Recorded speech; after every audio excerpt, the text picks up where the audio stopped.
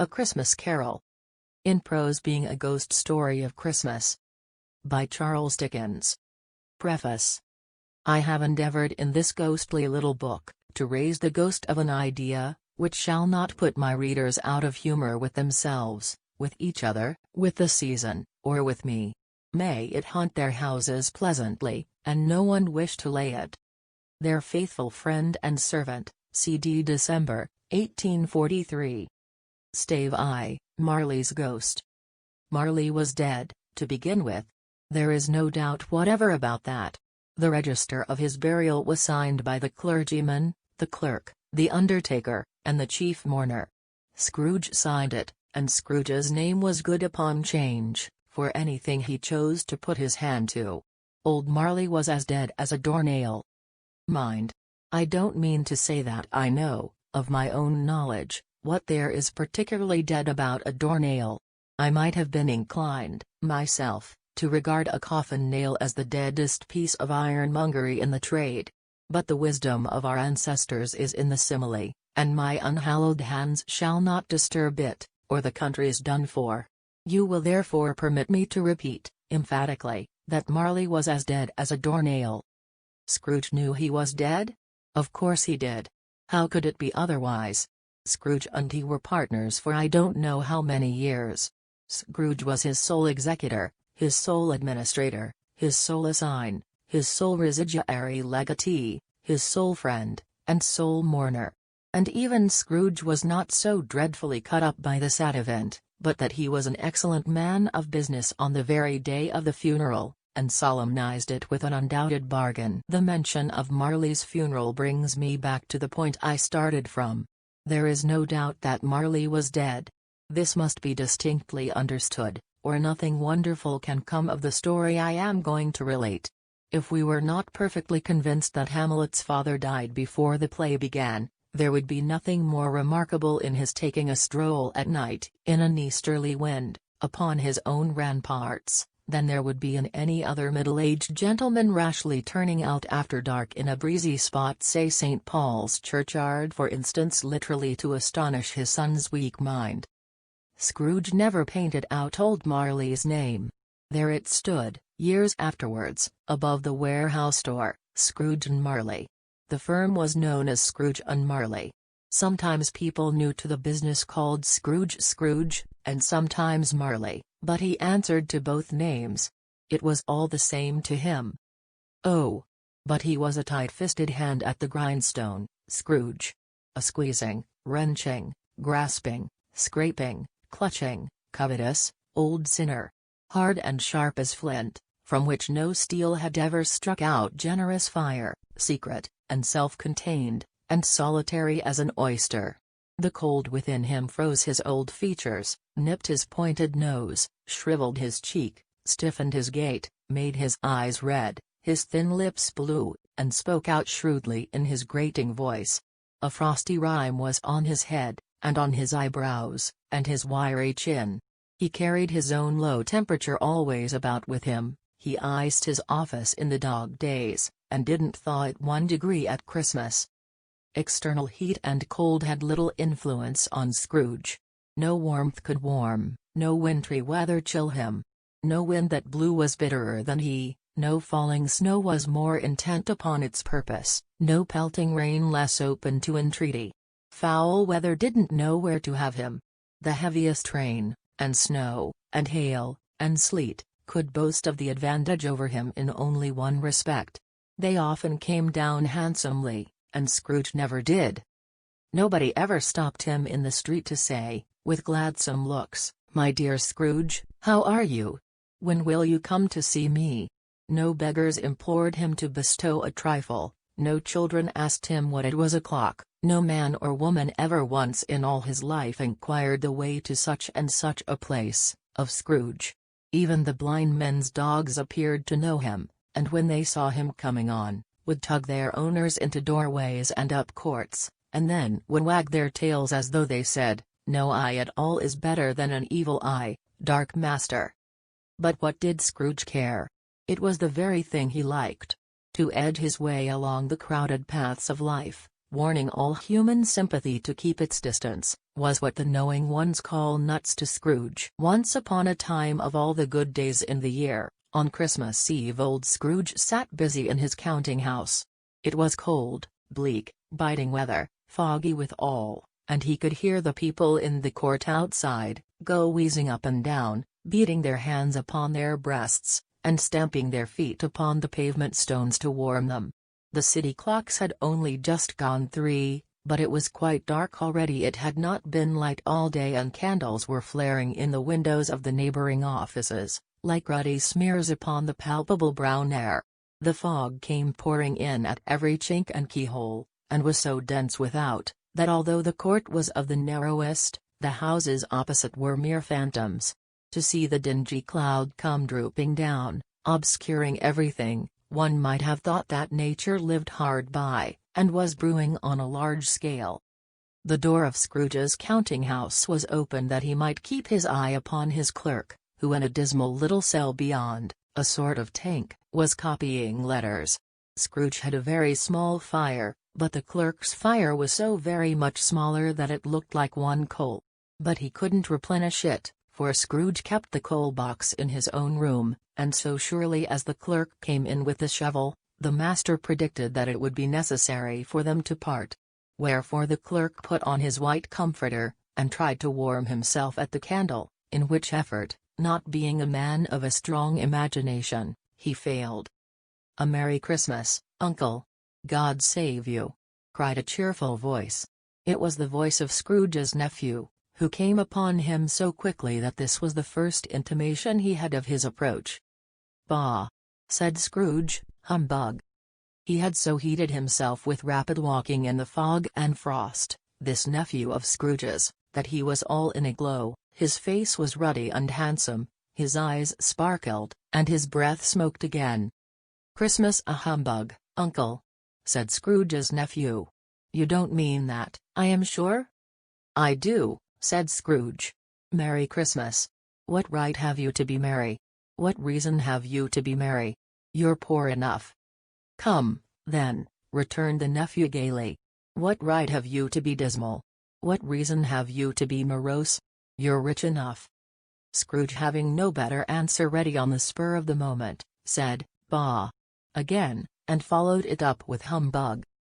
"Don't be cross, Uncle," said the nephew. "What else can I be," returned the uncle, "when I live in such a world of fools as this? Merry Christmas! Out upon Merry Christmas!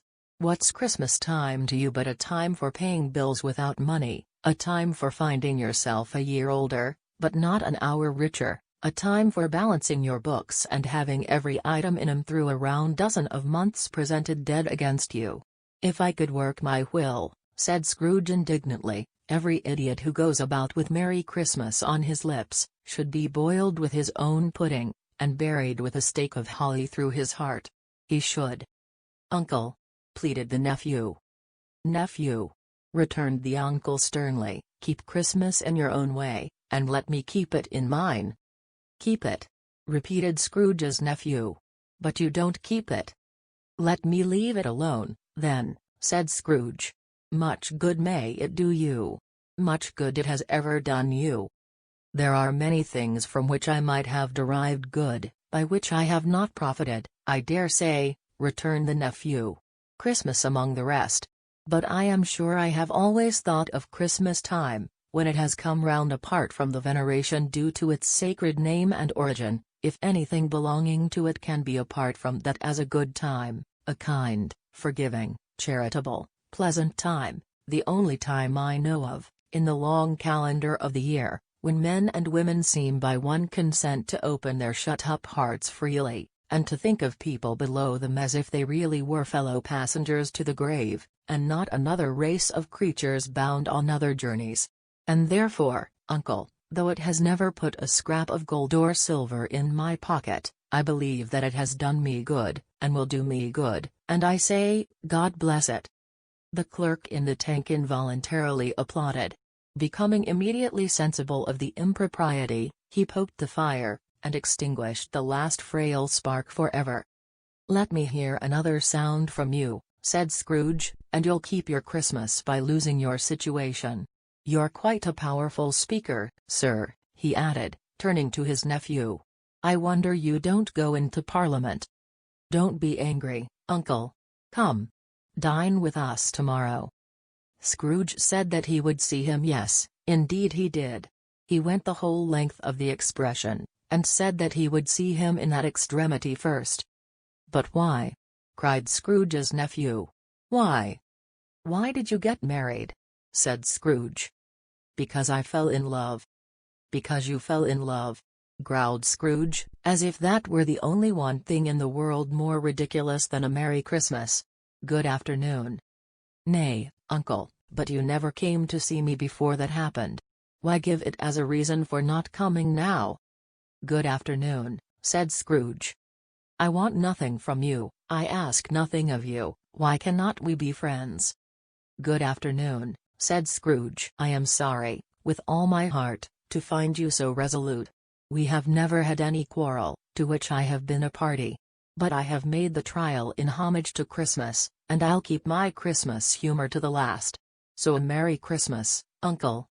"Good afternoon," said Scrooge. "And a Happy New Year." "Good afternoon," said Scrooge.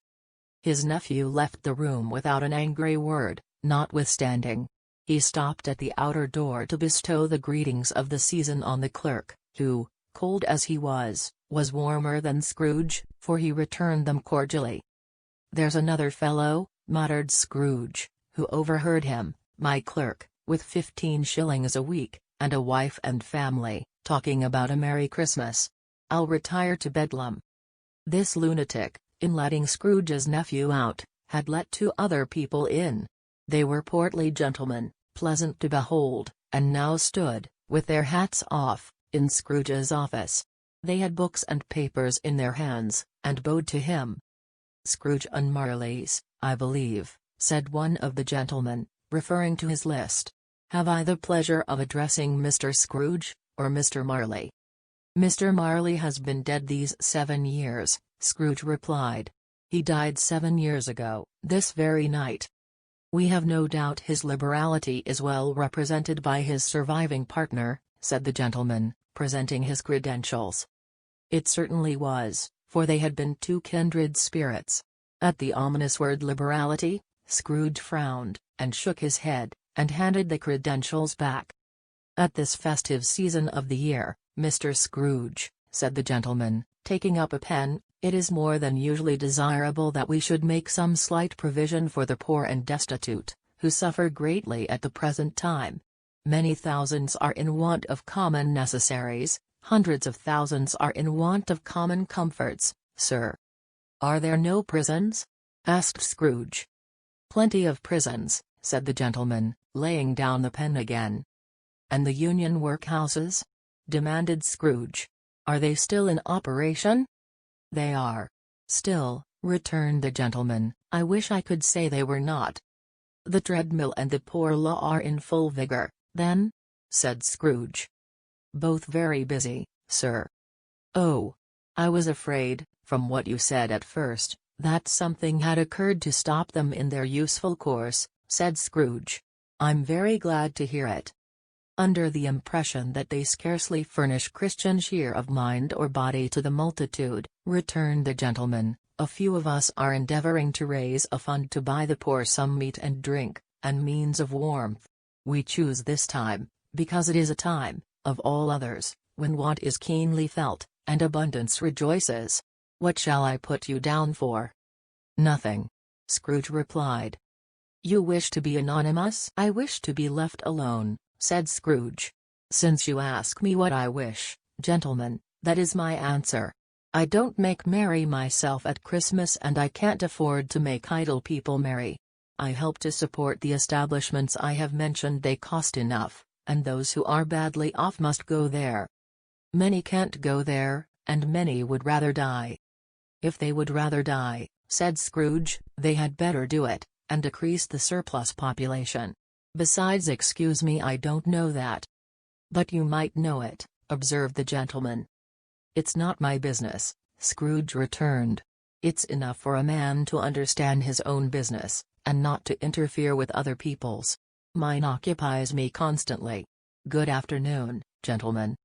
Seeing clearly that it would be useless to pursue their point, the gentlemen withdrew. Scrooge resumed his labors with an improved opinion of himself, and in a more facetious temper than was usual with him. Meanwhile the fog and darkness thickened so that people ran about with flaring links, proffering their services to go before horses in carriages, and conduct them on their way. The ancient tower of a church, whose gruff old bell was always peeping slyly down at Scrooge out of a Gothic window in the wall, became invisible, and struck the hours and quarters in the clouds, with tremulous vibrations afterwards as if its teeth were chattering in its frozen head up there. The cold became intense. In the main street, at the corner of the court, some laborers were repairing the gas pipes, and had lighted a great fire in a brazier, round which a party of ragged men and boys were gathered, warming their hands and winking their eyes before the blaze in rapture. The water plug being left in solitude, its overflowing sullenly congealed, and turned to misanthropic ice. The brightness of the shops where holly sprigs and berries crackled in the lamp heat of the windows, made pale faces ruddy as they passed.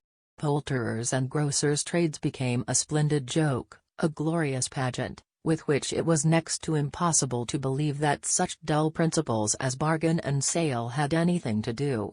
The Lord Mayor, in the stronghold of the mighty mansion house, gave orders to his 50 cooks and butlers to keep Christmas as a Lord Mayor's household should, and even the little tailor, whom he had fined 5 shillings on the previous Monday for being drunk and bloodthirsty in the streets, stirred up tomorrow's pudding in his garret, while his lean wife and the baby sallied out to buy the beef. Foggier yet, and colder.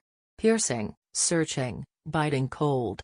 If the good St. Dunstan had but nipped the evil spirit's nose with a touch of such weather as that, instead of using his familiar weapons, then indeed he would have roared to lusty purpose. The owner of one scant young nose, gnawed unmumbled by the hungry cold as bones are gnawed by dogs, stooped down at Scrooge's keyhole to regale him with a Christmas carol, but at the first sound of "God bless you, merry gentlemen. May nothing you dismay," Scrooge seized the ruler with such energy of action, that the singer fled in terror, leaving the keyhole to the fog and even more congenial frost. At length the hour of shutting up the counting-house arrived. With an ill will Scrooge dismounted from his stool, and tacitly admitted the fact to the expectant clerk in the tank, who instantly snuffed his candle out, and put on his hat. "You'll want all day tomorrow, I suppose?" said Scrooge. "If quite convenient, sir." "It's not convenient," said Scrooge, "and it's not fair. If I was to stop half a crown for it, you'd think yourself ill-used, I'll be bound." The clerk smiled faintly. "And yet," said Scrooge, "you don't think me ill-used, when I pay a day's wages for no work." The clerk observed that it was only once a year. "A poor excuse for picking a man's pocket every 25th of December," said Scrooge, buttoning his greatcoat to the chin. "But I suppose you must have the whole day. Be here all the earlier next morning." The clerk promised that he would, and Scrooge walked out with a growl. The office was closed in a twinkling, and the clerk, with the long ends of his white comforter dangling below his waist, for he boasted no greatcoat, went down a slide on Cornhill, at the end of a lane of boys, 20 times, in honor of its being Christmas Eve, and then ran home to Camden Town as hard as he could pelt, to play at blindman's buff. Scrooge took his melancholy dinner in his usual melancholy tavern, and having read all the newspapers, and beguiled the rest of the evening with his banker's book, went home to bed. He lived in chambers which had once belonged to his deceased partner.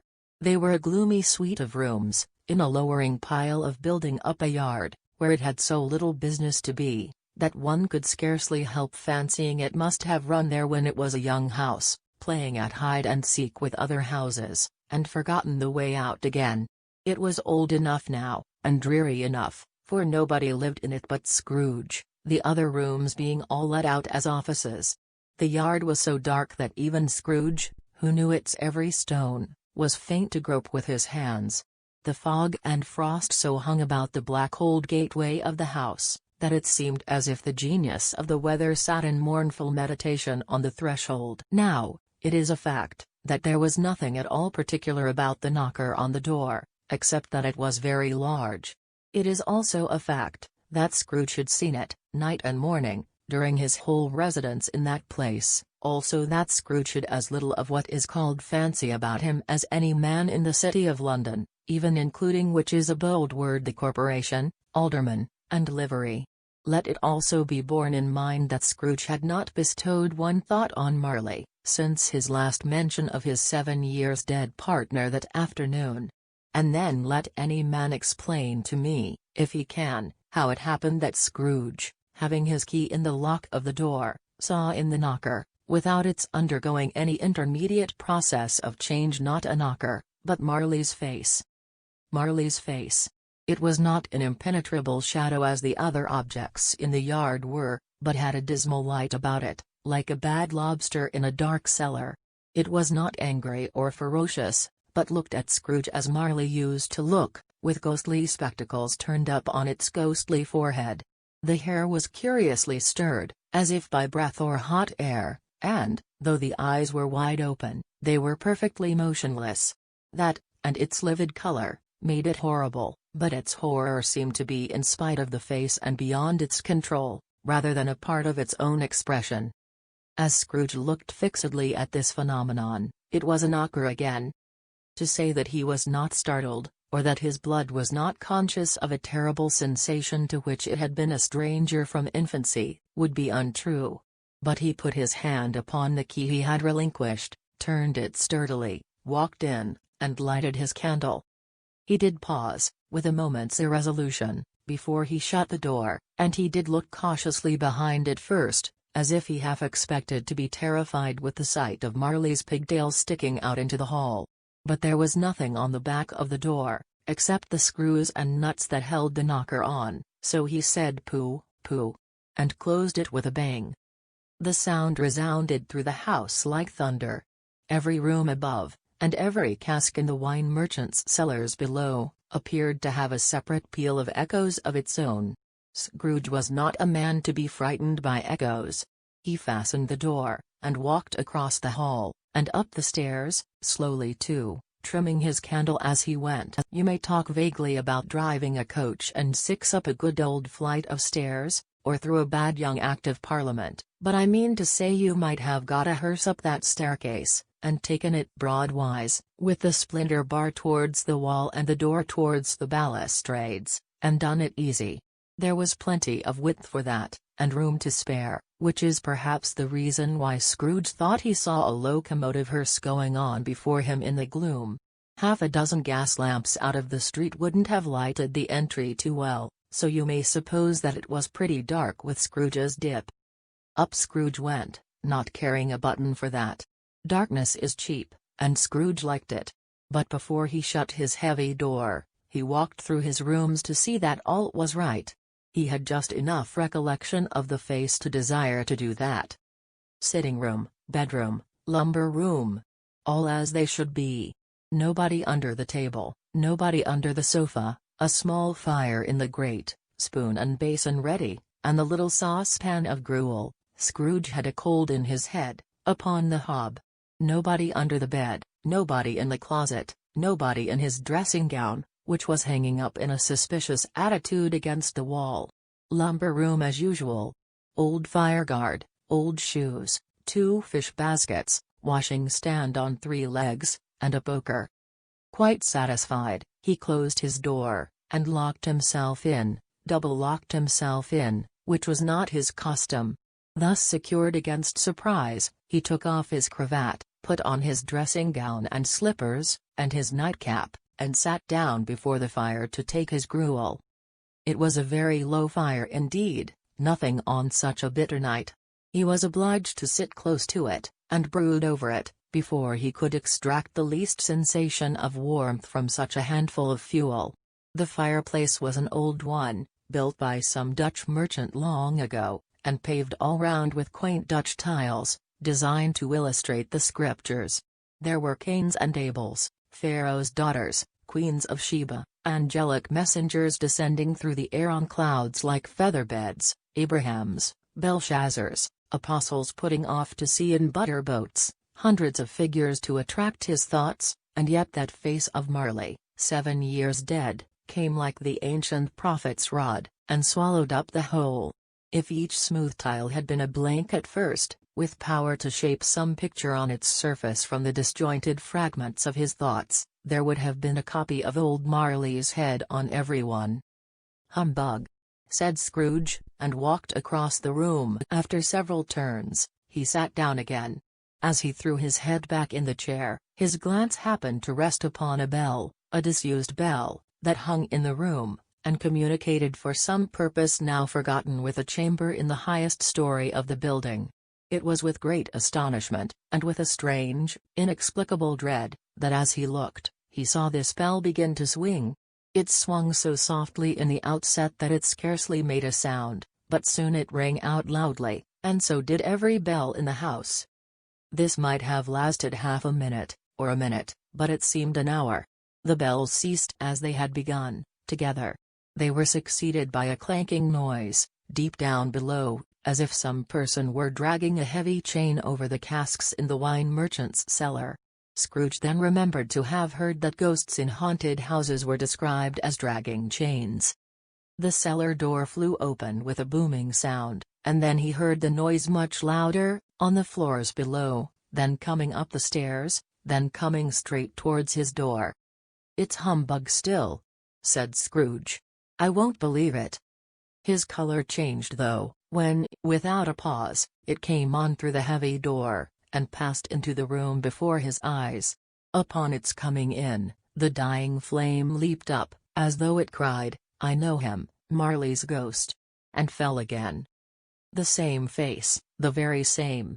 Marley in his pigtail, usual waistcoat, tights and boots, the tassels on the latter bristling, like his pigtail, and his coat skirts, and the hair upon his head.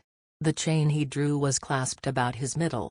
It was long, and wound about him like a tail, and it was made, for Scrooge observed it closely, of cash boxes, keys, padlocks, ledgers, deeds, and heavy purses wrought in steel. His body was transparent, so that Scrooge, observing him, and looking through his waistcoat, could see the 2 buttons on his coat behind. Scrooge had often heard it said that Marley had no bowels, but he had never believed it until now. No, nor did he believe it even now. Though he looked the phantom through and through, and saw it standing before him, though he felt the chilling influence of its death-cold eyes, and marked the very texture of the folded kerchief bound about its head and chin, which wrapper he had not observed before, he was still incredulous, and fought against his senses. "How now?" said Scrooge, caustic and cold as ever. "What do you want with me?" "Much." Marley's voice, no doubt about it. "Who are you?" "Ask me who I was." "Who are you then?" said Scrooge, raising his voice. "You're particular, for a shade." He was going to say to a shade, but substituted this, as more appropriate. "In life I was your partner, Jacob Marley." Can you sit down?" asked Scrooge, looking doubtfully at him. "I can." "Do it, then." Scrooge asked the question, because he didn't know whether a ghost so transparent might find himself in a condition to take a chair, and felt that in the event of its being impossible, it might involve the necessity of an embarrassing explanation. But the ghost sat down on the opposite side of the fireplace, as if he were quite used to it. "You don't believe in me," observed the ghost. "I don't," said Scrooge. "What evidence would you have of my reality beyond that of your senses?" "I don't know," said Scrooge. "Why do you doubt your senses?" "Because," said Scrooge, "a little thing affects them. A slight disorder of the stomach makes them cheats. You may be an undigested bit of beef, a blot of mustard, a crumb of cheese, a fragment of an underdone potato. There's more of gravy than of grave about you, whatever you are." Scrooge was not much in the habit of cracking jokes, nor did he feel, in his heart, by any means waggish then. The truth is, that he tried to be smart, as a means of distracting his own attention, and keeping down his terror, for the spectre's voice disturbed the very marrow in his bones. To sit, staring at those fixed glazed eyes, in silence for a moment, would play, Scrooge felt, the very deuce with him. There was something very awful, too, in the spectre's being provided with an infernal atmosphere of its own. Scrooge could not feel it himself, but this was clearly the case, for though the ghost sat perfectly motionless, its hair, and skirts, and tassels, were still agitated as by the hot vapor from an oven. "You see this toothpick?" said Scrooge, returning quickly to the charge, for the reason just assigned, and wishing, though it were only for a second, to divert the vision's stony gaze from himself. "I do," replied the ghost. "You are not looking at it," said Scrooge. "But I see it," said the ghost, notwithstanding. "Well," returned Scrooge, "I have but to swallow this, and be for the rest of my days persecuted by a legion of goblins, all of my own creation. Humbug, I tell you. Humbug." At this the spirit raised a frightfully cry, and shook its chain with such a dismal and appalling noise, that Scrooge held on tight to his chair, to save himself from falling in a swoon. But how much greater was his horror, when the phantom, taking off the bandage round its head, as if it were too warm to wear indoors, its lower jaw dropped down upon its breast. Scrooge fell upon his knees, and clasped his hands before his face. "Mercy!" he said. "Dreadful apparition, why do you trouble me?" "Man of the worldly mind," replied the ghost, "do you believe in me or not?" "I do," said Scrooge. "I must. But why do spirits walk the earth, and why do they come to me?" "It is required of every man," the ghost returned, "that the spirit within him should walk abroad among his fellow men, and travel far and wide, and if that spirit goes not forth in life, it is condemned to do so after death. It is doomed to wander through the world, oh, woe is me! And witness what it cannot share, but might have shared on earth, and turned to happiness." Again the spectre raised a cry, and shook its chain and wrung its shadowy hands. "You are fettered," said Scrooge, trembling. "Tell me why?" "I wear the chain I forged in life," replied the ghost. "I made it link by link, and yard by yard, I girded it on of my own free will, and of my own free will I wore it. Is its pattern strange to you?" Scrooge trembled more and more. "Or would you know," pursued the ghost, "the weight and length of the strong coil you bear yourself? It was full as heavy and as long as this, 7 Christmas Eves ago. You have labored on it, since. It is a ponderous chain." Scrooge glanced about him on the floor, in the expectation of finding himself surrounded by some 50 or 60 fathoms of iron cable, but he could see nothing. "Jacob," he said, imploringly. "Old Jacob Marley, tell me more. Speak comfort to me, Jacob." "I have none to give," the ghost replied. "It comes from other regions, Ebenezer Scrooge, and is conveyed by other ministers, to other kinds of men. Nor can I tell you what I would. A very little more is all permitted to me. I cannot rest, I cannot stay, I cannot linger anywhere. My spirit never walked beyond our counting-house, mark me. In life my spirit never roved beyond the narrow limits of our money-changing hole, and weary journeys lie before me." It was a habit with Scrooge, whenever he became thoughtful, to put his hands in his breeches pockets. Pondering on what the ghost had said, he did so now, but without lifting up his eyes, or getting off his knees. "You must have been very slow about it, Jacob," Scrooge observed, in a business-like manner, though with humility and deference. "Slow?" the ghost repeated. 7 years dead," mused Scrooge. "And traveling all the time?" "The whole time," said the ghost. "No rest, no peace. Incessant torture of remorse." "You travel fast?" said Scrooge. "On the wings of the wind," replied the ghost. "You might have got over a great quantity of ground in 7 years," said Scrooge. The ghost, on hearing this, set up another cry, and clanked its chain so hideously in the dead silence of the night, that the ward would have been justified in indicting it for a nuisance. "Oh! Captive, bound, and double-ironed," cried the phantom, not to know that ages of incessant labor by immortal creatures, for this earth must pass into eternity before the good of which it is susceptible is all developed. Not to know that any Christian spirit working kindly in its little sphere, whatever it may be, will find its mortal life too short for its vast means of usefulness. Not to know that no space of regret can make amends for one life's opportunity misused. Yet such was I. Oh, such was I. But you were always a good man of business, Jacob, faltered Scrooge, who now began to apply this to himself. Business! Cried the ghost, wringing its hands again. Mankind was my business. The common welfare was my business, charity, mercy, forbearance, and benevolence, were, all, my business. The dealings of my trade were but a drop of water in the comprehensive ocean of my business. It held up its chain at arm's length, as if that were the cause of all its unavailing grief, and flung it heavily upon the ground again. At this time of the rolling year, the spectre said, I suffer most. Why did I walk through crowds of fellow beings with my eyes turned down, and never raise them to that blessed star which led the wise men to a poor abode?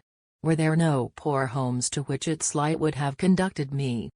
Scrooge was very much dismayed to hear the spectre going on at this rate, and began to quake exceedingly.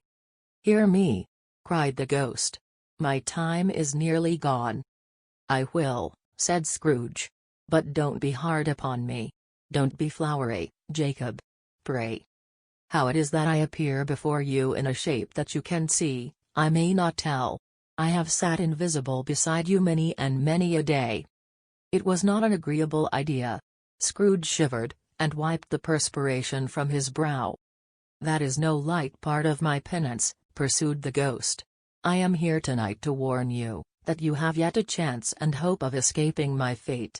A chance and hope of my procuring, Ebenezer. You were always a good friend to me, said Scrooge. Thank ye. You will be haunted, resumed the ghost, by 3 spirits. Scrooge's countenance fell almost as low as the ghost's had done. Is that the chance and hope you mentioned, Jacob? He demanded, in a faltering voice. It is. I think I'd rather not, said Scrooge. Without their visits, said the ghost, you cannot hope to shun the path I tread. Expect the first tomorrow, when the bell tolls 1. Couldn't I take 'em all at once, and have it over, Jacob? Hinted Scrooge. Expect the second on the next night at the same hour. The third upon the next night when the last stroke of 12 has ceased to vibrate. Look to see me no more, and look that, for your own sake, you remember what has passed between us. When it had said these words, the spectre took its wrapper from the table, and bound it round its head, as before. Scrooge knew this, by the smart sound its teeth made, when the jaws were brought together by the bandage.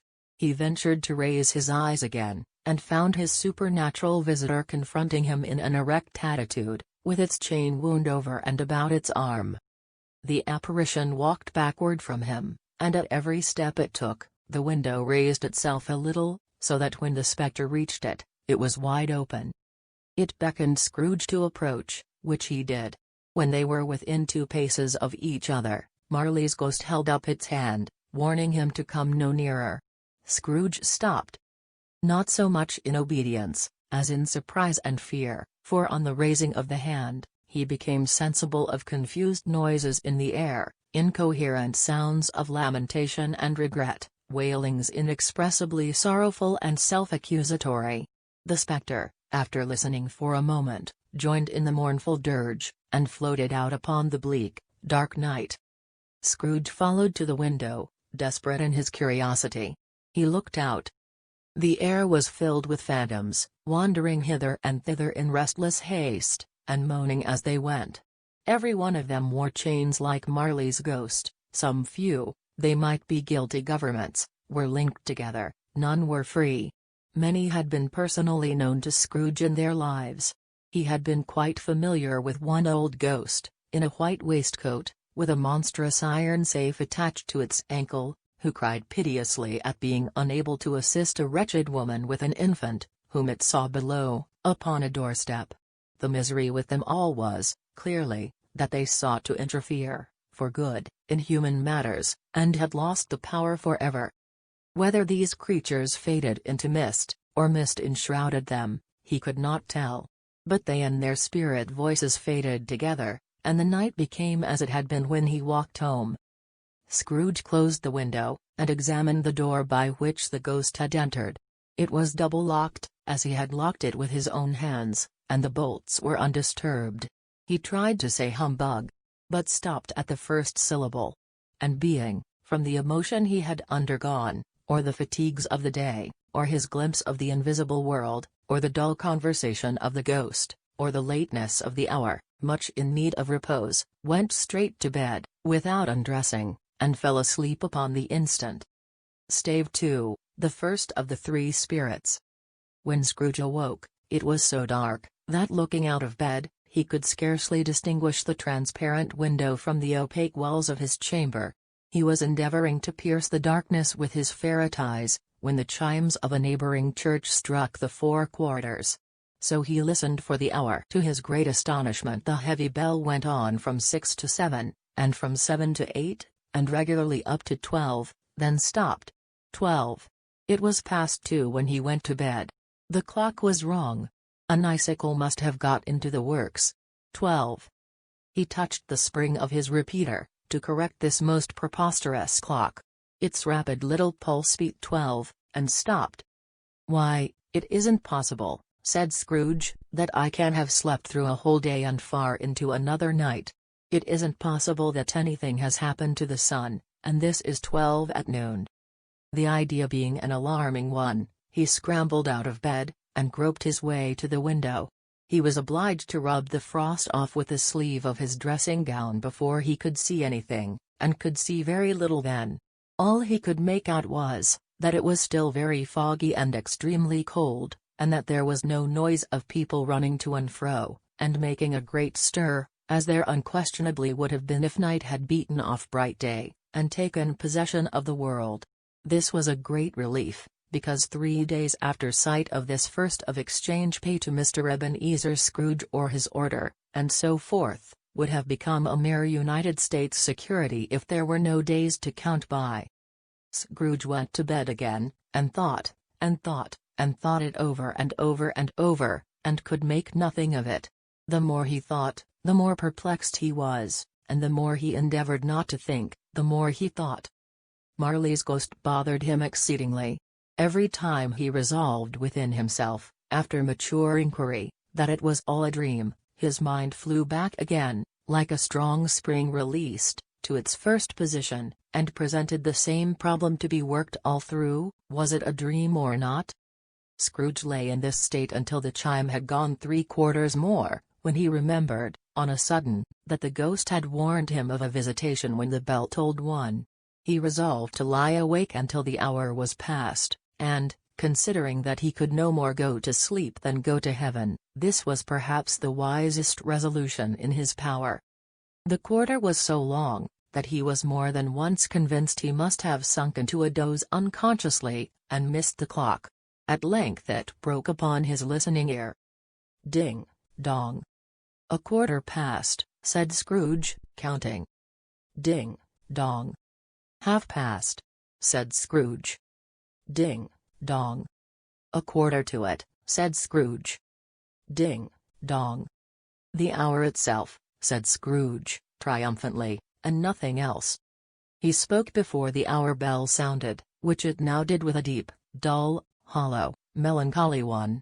Light flashed up in the room upon the instant, and the curtains of his bed were drawn. The curtains of his bed were drawn aside, I tell you, by a hand. Not the curtains at his feet, nor the curtains at his back, but those to which his face was addressed.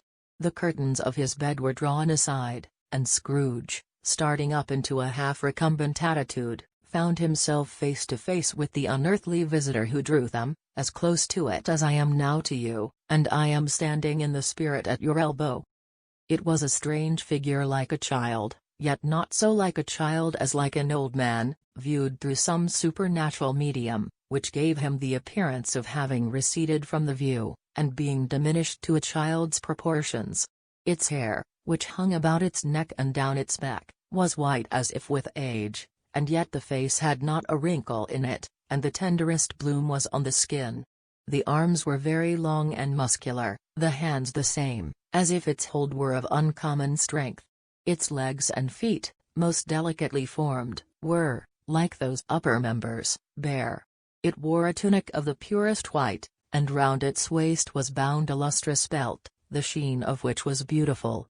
It held a branch of fresh green holly in its hand, and, in singular contradiction of that wintry emblem, had its dress trimmed with summer flowers.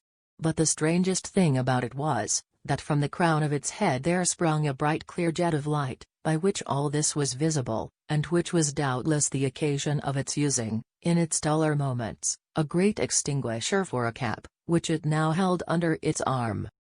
Even this, though, when Scrooge looked at it with increasing steadiness, was not its strangest quality. For as its belt sparkled and glittered now in one part and now in another, and what was light one instant, at another time was dark, so the figure itself fluctuated in its distinctness, being now a thing with one arm, now with one leg, now with 20 legs, now a pair of legs without a head, now a head without a body, of which dissolving parts, no outline would be visible in the dense gloom wherein they melted away.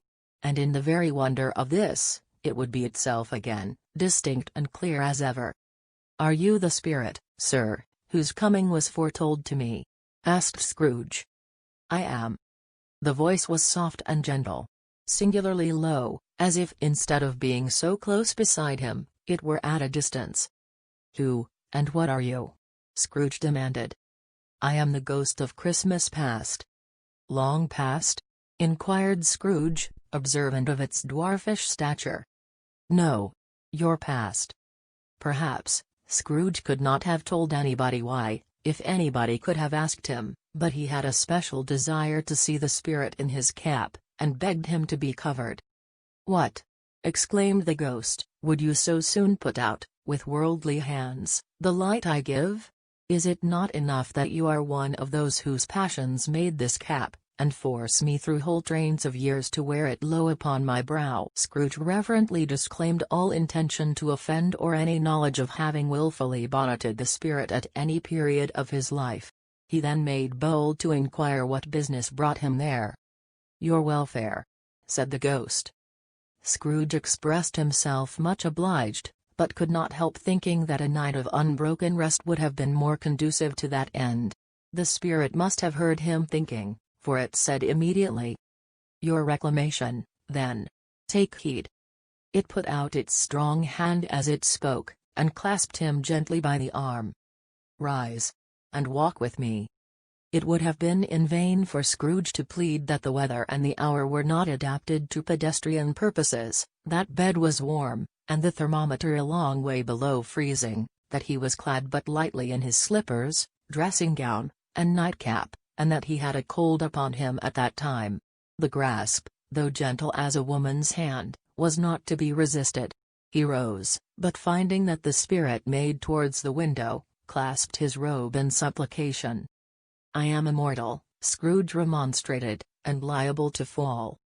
"Bear but a touch of my hand there," said the spirit, laying it upon his heart, "and you shall be upheld in more than this." As the words were spoken, they passed through the wall, and stood upon an open country road, with fields on either hand. The city had entirely vanished. Not a vestige of it was to be seen. The darkness and the mist had vanished with it, for it was a clear, cold, winter day, with snow upon the ground. "Good heaven!" said Scrooge, clasping his hands together, as he looked about him. "I was bred in this place. I was a boy here." The spirit gazed upon him mildly. Its gentle touch, though it had been light and instantaneous, appeared still present to the old man's sense of feeling. He was conscious of 1,000 odors floating in the air, each one connected with 1,000 thoughts, and hopes, and joys, and cares long, long, forgotten. "Your lip is trembling," said the ghost. "And what is that upon your cheek?" Scrooge muttered, with an unusual catching in his voice, that it was a pimple, and begged the ghost to lead him where he would. "You recollect the way?" inquired the spirit. "Remember it?" cried Scrooge with fervor. "I could walk it blindfold." Strange to have forgotten it for so many years," observed the ghost. "Let us go on." They walked along the road, Scrooge recognizing every gate, and post, and tree, until a little market town appeared in the distance, with its bridge, its church, and winding river. Some shaggy ponies now were seen trotting towards them with boys upon their backs, who called to other boys in country gigs and carts, driven by farmers. All these boys were in great spirits, and shouted to each other, until the broad fields were so full of merry music, that the crisp air laughed to hear it. "These are but shadows of the things that have been," said the ghost. "They have no consciousness of us." The jocund travelers came on, and as they came, Scrooge knew and named them every one. Why was he rejoiced beyond all bounds to see them? Why did his cold eye glisten, and his heart leap up as they went past? Why was he filled with gladness when he heard them give each other Merry Christmas, as they parted at crossroads and byways, for their several homes? What was Merry Christmas to Scrooge? Out upon Merry Christmas. What good had it ever done to him? "The school is not quite deserted," said the ghost. "A solitary child, neglected by his friends, is left there still." Scrooge said he knew it. And he sobbed. They left the high road, by a well-remembered lane, and soon approached a mansion of dull red brick, with a little weathercock-surmounted cupola, on the roof, and a bell hanging in it. It was a large house, but one of broken fortunes, for the spacious offices were little used, their walls were damp and mossy, their windows broken, and their gates decayed. Fowls clucked and strutted in the stables, and the coach-houses and sheds were overrun with grass. Nor was it more retentive of its ancient state within, for entering the dreary hall, and glancing through the open doors of many rooms, they found them poorly furnished, cold, and vast. There was an earthy savor in the air, a chilly bareness in the place, which associated itself somehow with too much getting up by candlelight, and not too much to eat. They went, the ghost and Scrooge, across the hall, to a door at the back of the house. It opened before them, and disclosed a long, bare, melancholy room, made barer still by lines of plain deal forms and desks. At one of these a lonely boy was reading near a feeble fire, and Scrooge sat down upon a form, and wept to see his poor forgotten self as he used to be.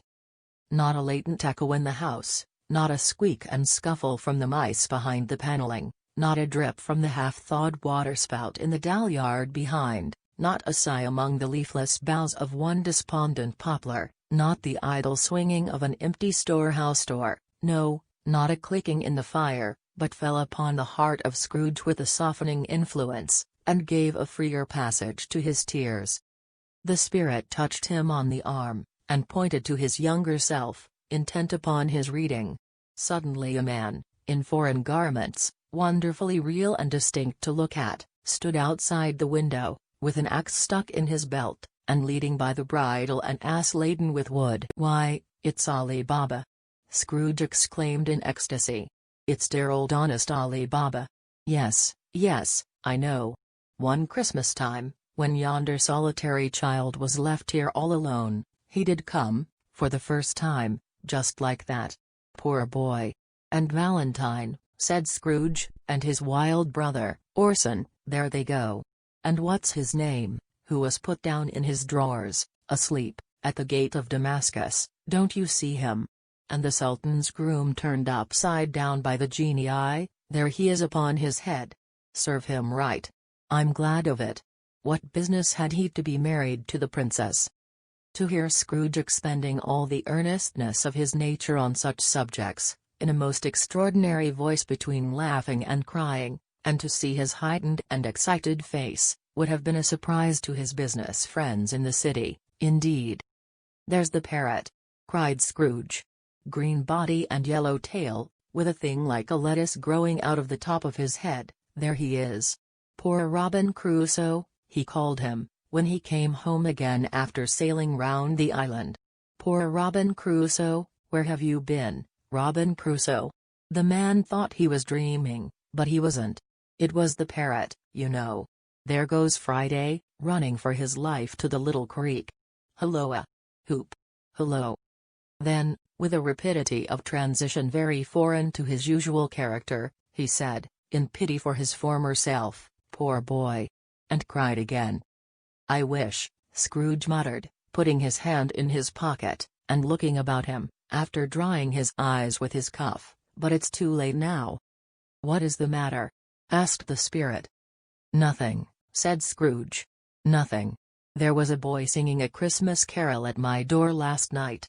I should like to have given him something, that's all." The ghost smiled thoughtfully, and waved its hand, saying as it did so, "Let us see another Christmas." Scrooge's former self grew larger at the words, and the room became a little darker and more dirty. The panels shrunk, the windows cracked, fragments of plaster fell out of the ceiling, and the naked laths were shown instead. But how all this was brought about, Scrooge knew no more than you do. He only knew that it was quite correct, that everything had happened so, that there he was, alone again, when all the other boys had gone home for the jolly holidays. He was not reading now, but walking up and down despairingly. Scrooge looked at the ghost, and with a mournful shaking of his head, glanced anxiously towards the door. It opened, and a little girl, much younger than the boy, came darting in, and putting her arms about his neck, and often kissing him, addressed him as her dear, dear brother. "I have come to bring you home, dear brother," said the child, clapping her tiny hands, and bending down to laugh. "To bring you home, home, home." "Home, little Fan?" returned the boy. "Yes," said the child, brimful of glee. "Home, for good and all. Home, for ever and ever. Father is so much kinder than he used to be, that home's like heaven. He spoke so gently to me one dear night when I was going to bed, that I was not afraid to ask him once more if you might come home, and he said yes, you should, and sent me in a coach to bring you. And you're to be a man," said the child, opening her eyes, "and are never to come back here, but first, we're to be together all the Christmas long, and have the merriest time in all the world." "You are quite a woman, little Fan," exclaimed the boy. She clapped her hands and laughed, and tried to touch his head, but being too little, laughed again, and stood on tiptoe to embrace him. Then she began to drag him, in her childish eagerness, towards the door, and he, nothing loath to go, accompanied her. A terrible voice in the hall cried, "Bring down Master Scrooge's box, there!" And in the hall appeared the schoolmaster himself, who glared on Master Scrooge with a ferocious condescension, and threw him into a dreadful state of mind by shaking hands with him. He then conveyed him and his sister into the veriest hold-well of a shivering best parlour that ever was seen, where the maps upon the wall, and the celestial and terrestrial globes in the windows, were waxy with cold. Here he produced a decanter of curiously light wine, and a block of curiously heavy cake, and administered installments of those dainties to the young people, at the same time, sending out a meagre servant to offer a glass of something to the post-boy, who answered that he thanked the gentleman, but if it was the same tap as he had tasted before, he had rather not. Master Scrooge's trunk being by this time tied on to the top of the chaise, the children bade the schoolmaster good-bye right willingly, and getting into it, drove gaily down the garden sweep, the quick wheels dashing the hoar-frost and snow from off the dark leaves of the evergreens like spray. "Always a delicate creature, whom a breath might have withered," said the ghost. "But she had a large heart." "So she had," cried Scrooge. "You're right. I will not gainsay it, spirit. God forbid." "She died a woman," said the ghost, "and had, as I think, children." "One child," Scrooge returned. "True," said the ghost. "Your nephew?" Scrooge seemed uneasy in his mind, and answered briefly, "Yes." Although they had but that moment left the school behind them, they were now in the busy thoroughfares of a city, where shadowy passengers passed and repassed, where shadowy carts and coaches battled for the way, and all the strife and tumult of a real city were. It was made plain enough, by the dressing of the shops, that here too it was Christmas time again, but it was evening, and the streets were lighted up. The ghost stopped at a certain warehouse door, and asked Scrooge if he knew it. "Know it?" said Scrooge. Was I apprenticed here?" They went in. At sight of an old gentleman in a Welsh wig, sitting behind such a high desk, that if he had been 2 inches taller he must have knocked his head against the ceiling, Scrooge cried in great excitement. "Why, it's old Fezziwig! Bless his heart, it's Fezziwig alive again!" Old Fezziwig laid down his pen, and looked up at the clock, which pointed to the hour of 7. He rubbed his hands, adjusted his capacious waistcoat, laughed all over himself, from his shoes to his organ of benevolence, and called out in a comfortable, oily, rich, fat, jovial voice, "Yo-ho, there! Ebenezer! Dick!" Scrooge's former self, now grown a young man, came briskly in, accompanied by his fellow prentice. "Dick Wilkins, to be sure," said Scrooge to the ghost. "Bless me, yes. There he is. He was very much attached to me, was Dick. Poor Dick. Dear, dear." "Yo-ho, my boys," said Fezziwig. "No more work tonight. Christmas Eve, Dick. Christmas, Ebenezer. Let's have the shutters up," cried old Fezziwig, with a sharp clap of his hands, "before a man can say Jack Robinson." You wouldn't believe how those 2 fellows went at it. They charged into the street with the shutters 1, 2, 3 had 'em up in their places 4, 5, 6 sparred 'em and pinned 'em 7, 8, 9 and came back before you could have got to 12, panting like racehorses.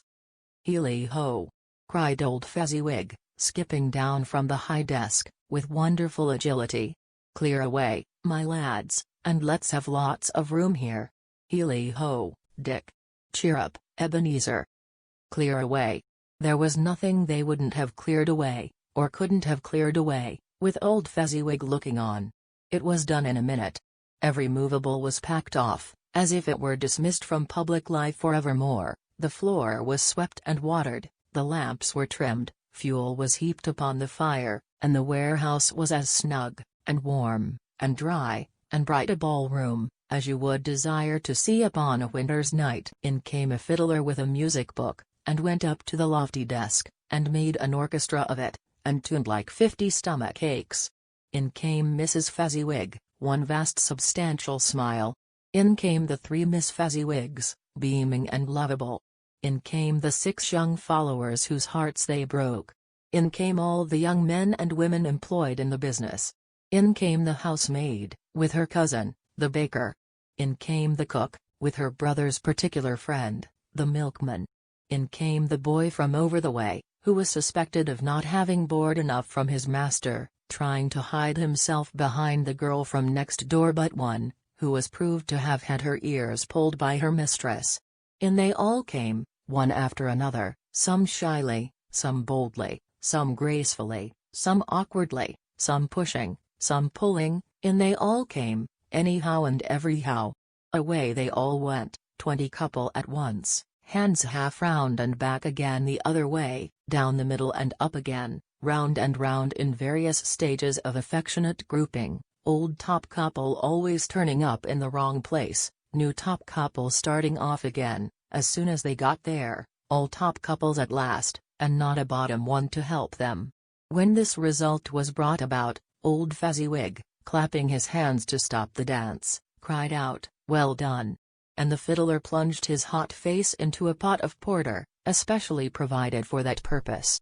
But scorning rest, upon his reappearance, he instantly began again, though there were no dancers yet, as if the other fiddler had been carried home, exhausted, on a shutter, and he were a brand new man resolved to beat him out of sight, or perish. There were more dances, and there were forfeits, and more dances, and there was cake, and there was negus, and there was a great piece of cold roast, and there was a great piece of cold boiled, and there were mince pies, and plenty of beer.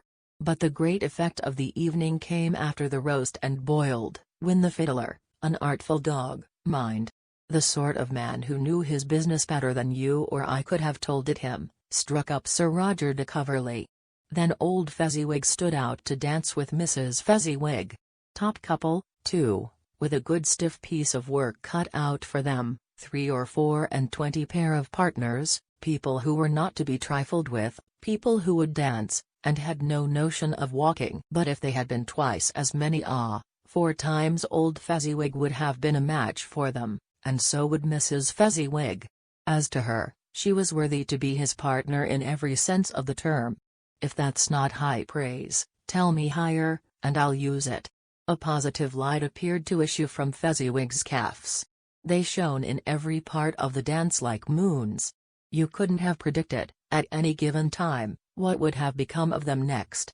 And when old Fezziwig and Mrs. Fezziwig had gone all through the dance, advance and retire, both hands to your partner, bow and curtsy, corkscrew, thread the needle, and back again to your place, Fezziwig cut so deftly, that he appeared to wink with his legs, and came upon his feet again without a stagger.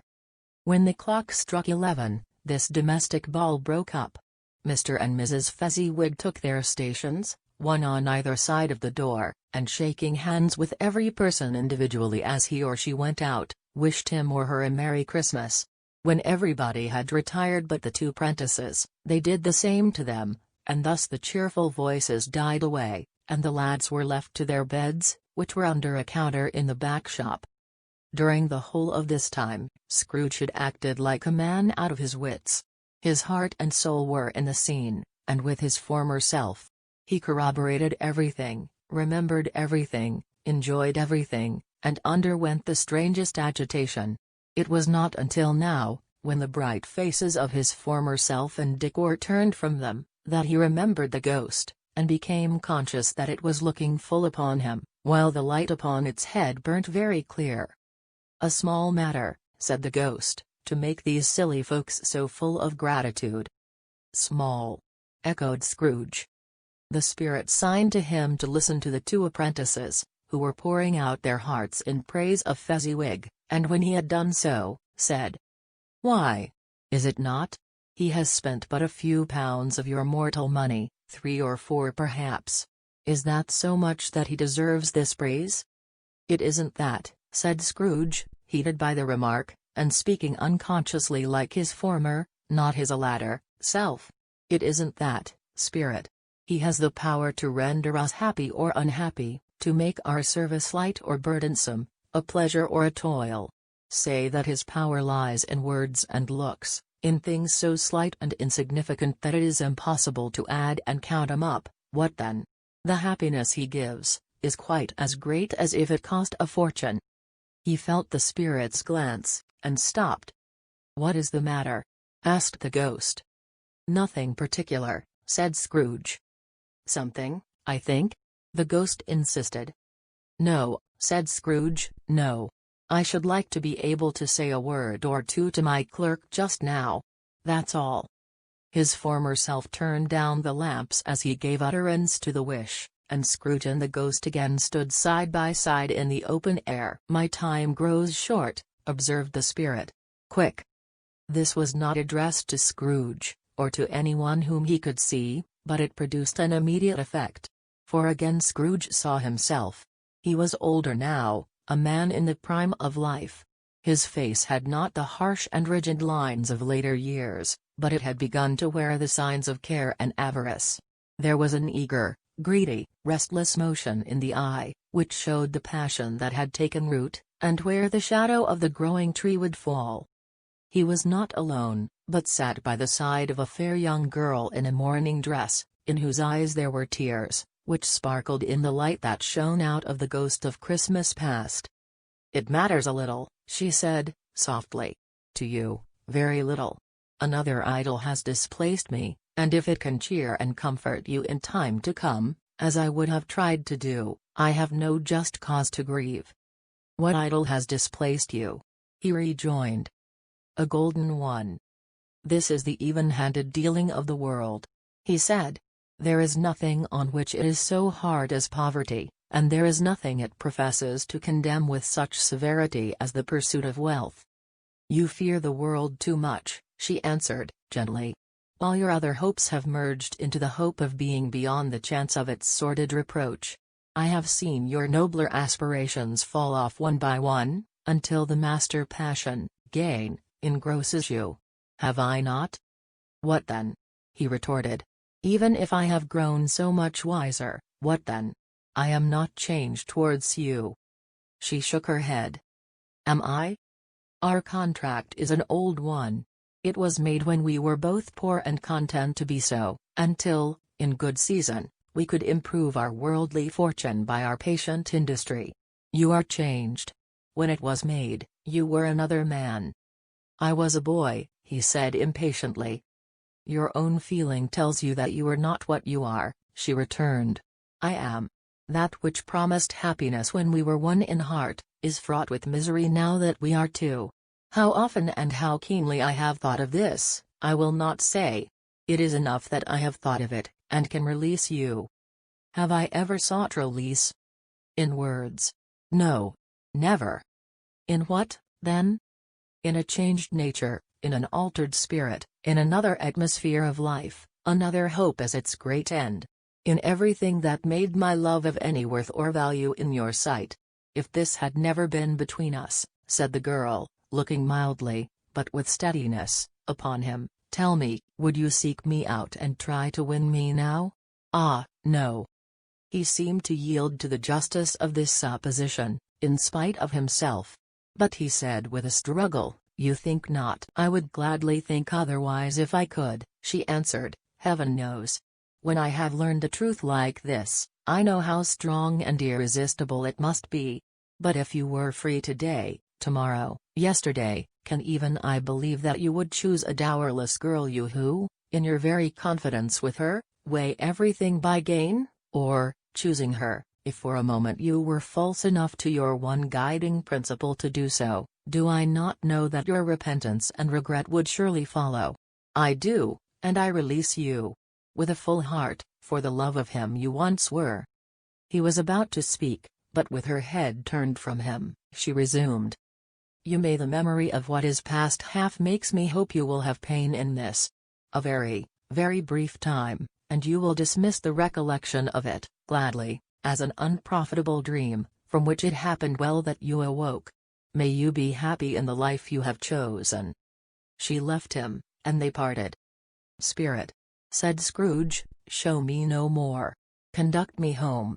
Why do you delight to torture me?"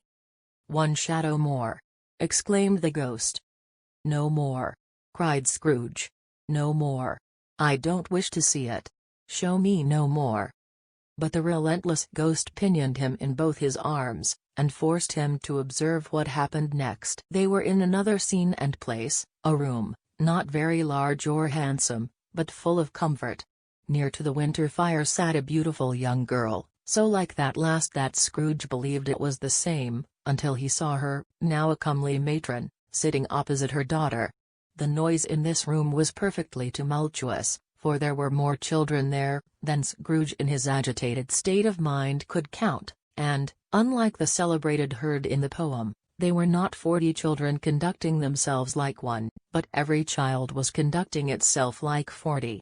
The consequences were uproarious beyond belief, but no one seemed to care. On the contrary, the mother and daughter laughed heartily, and enjoyed it very much, and the latter, soon beginning to mingle in the sports, got pillaged by the young brigands most ruthlessly. What would I not have given to be one of them? Though I never could have been so rude, no, no. I wouldn't for the wealth of all the world have crushed that braided hair, and torn it down, and for the precious little shoe, I wouldn't have plucked it off, God bless my soul, to save my life. As to measuring her waist in sport, as they did, bold young brood, I couldn't have done it. I should have expected my arm to have grown round it for a punishment, and never come straight again. And yet I should have dearly liked, I own, to have touched her lips, to have questioned her, that she might have opened them, to have looked upon the lashes of her downcast eyes, and never raised a blush, to have let loose waves of hair, an inch of which would be a keepsake beyond price. In short, I should have liked, I do confess, to have had the lightest license of a child, and yet to have been man enough to know its value. But now a knocking at the door was heard, and such a rush immediately ensued that she with laughing face and plundered dress was borne towards it, the center of a flushed and boisterous group, just in time to greet the father, who came home attended by a man laden with Christmas toys and presents. Then the shouting and the struggling, and the onslaught that was made on the defenseless porter. The scaling him with chairs for ladders to dive into his pockets, despoil him of brown paper parcels, hold on tight by his cravat, hug him round his neck, pommel his back, and kick his legs in irrepressible affection. The shouts of wonder and delight with which the development of every package was received. The terrible announcement that the baby had been taken in the act of putting a doll's frying pan into his mouth, and was more than suspected of having swallowed a fictitious turkey, glued on a wooden platter. The immense relief of finding this a false alarm. The joy, and gratitude, and ecstasy. They are all indescribable alike. It is enough that by degrees the children and their emotions got out of the parlor, and by one stair at a time, up to the top of the house, where they went to bed, and so subsided. And now Scrooge looked on more attentively than ever, when the master of the house, having his daughter leaning fondly on him, sat down with her and her mother at his own fireside, and when he thought that such another creature, quite as graceful and as full of promise, might have called him father, and been as springtime in the haggard winter of his life, his sight grew very dim indeed. "Belle," said the husband, turning to his wife with a smile, "I saw an old friend of yours this afternoon." "Who is it?" "Guess." "How can I? Tut, don't I know?" she added in the same breath, laughing as he laughed. "Mr. Scrooge." Mr. Scrooge it was. I passed his office window, and as it was not shut up, and he had a candle inside, I could scarcely help seeing him. His partner lies upon the point of death, I hear, and there he sat alone. Quite alone in the world, I do believe. "Spirit," said Scrooge in a broken voice, "remove me from this place." "I told you these were shadows of the things that have been," said the ghost. "That they are what they are, do not blame me." "Remove me!" Scrooge exclaimed, "I cannot bear it." He turned upon the ghost, and seeing that it looked upon him with a face, in which in some strange way there were fragments of all the faces it had shown him, wrestled with it. "Leave me. Take me back. Haunt me no longer." In the struggle, if that can be called a struggle in which the ghost with no visible resistance on its own part was undisturbed by any effort of its adversary, Scrooge observed that its light was burning high and bright, and dimly connecting that with its influence over him, he seized the extinguisher cap, and by a sudden action pressed it down upon its head. The spirit dropped beneath it, so that the extinguisher covered its whole form, but though Scrooge pressed it down with all his force, he could not hide the light, which streamed from under it, in an unbroken flood upon the ground. He was conscious of being exhausted, and overcome by an irresistible drowsiness, and, further, of being in his own bedroom. He gave the cap a parting squeeze, in which his hand relaxed, and had barely time to reel to bed, before he sank into a heavy sleep. Stave 3, the second of the three spirits, awaking in the middle of a prodigiously tough snore, and sitting up in bed to get his thoughts together, Scrooge had no occasion to be told that the bell was again upon the stroke of 1. He felt that he was restored to consciousness in the right nick of time, for the especial purpose of holding a conference with the second messenger dispatched to him through Jacob Marley's intervention. But finding that he turned uncomfortably cold when he began to wonder which of his curtains this new spectre would draw back, he put them every one aside with his own hands, and lying down again, established a sharp lookout all round the bed. For he wished to challenge the spirit on the moment of its appearance, and did not wish to be taken by surprise, and made nervous. Gentlemen of the free and easy sort, who plumed themselves on being acquainted with a move or two, and being usually equal to the time of day, express the wide range of their capacity for adventure by observing that they are good for anything from pitch and toss to manslaughter, between which opposite extremes, no doubt, there lies a tolerably wide and comprehensive range of subjects. Without venturing for Scrooge quite as heartily as this, I don't mind calling on you to believe that he was ready for a good broad field of strange appearances, and that nothing between a baby and rhinoceros would have astonished him very much. Now, being prepared for almost anything, he was not by any means prepared for nothing, and, consequently, when the bell struck 1, and no shape appeared, he was taken with a violent fit of trembling. 5 minutes, 10 minutes, a quarter of an hour went by, yet nothing came. All this time, he lay upon his bed, the very core and center of a blaze of ruddy light, which streamed upon it when the clock proclaimed the hour, and which, being only light, was more alarming than a dozen ghosts, as he was powerless to make out what it meant, or would be at, and was sometimes apprehensive that he might be at that very moment an interesting case of spontaneous combustion, without having the consolation of knowing it. At last, however, he began to think as you or I would have thought at first, for it is always the person not in the predicament who knows what ought to have been done in it, and would unquestionably have done it too at last. I say, he began to think that the source and secret of this ghostly light might be in the adjoining room, from whence, on further tracing it, it seemed to shine. This idea taking full possession of his mind, he got up softly and shuffled in his slippers to the door. The moment Scrooge's hand was on the lock, a strange voice called him by his name, and bade him enter. He obeyed. It was his own room. There was no doubt about that. But it had undergone a surprising transformation. The walls and ceiling were so hung with living green, that it looked a perfect grove, from every part of which, bright gleaming berries glistened.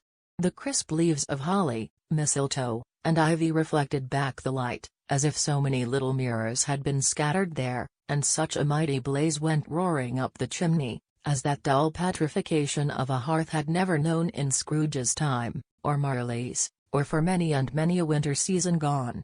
Heaped up on the floor, to form a kind of throne, were turkeys, geese, game, poultry, brawn, great joints of meat, sucking pigs, long wreaths of sausages, mince pies, plum puddings, barrels of oysters, red-hot chestnuts, cherry-cheeked apples, juicy oranges, luscious pears, immense 12th cakes, and seething bowls of punch, that made the chamber dim with their delicious steam.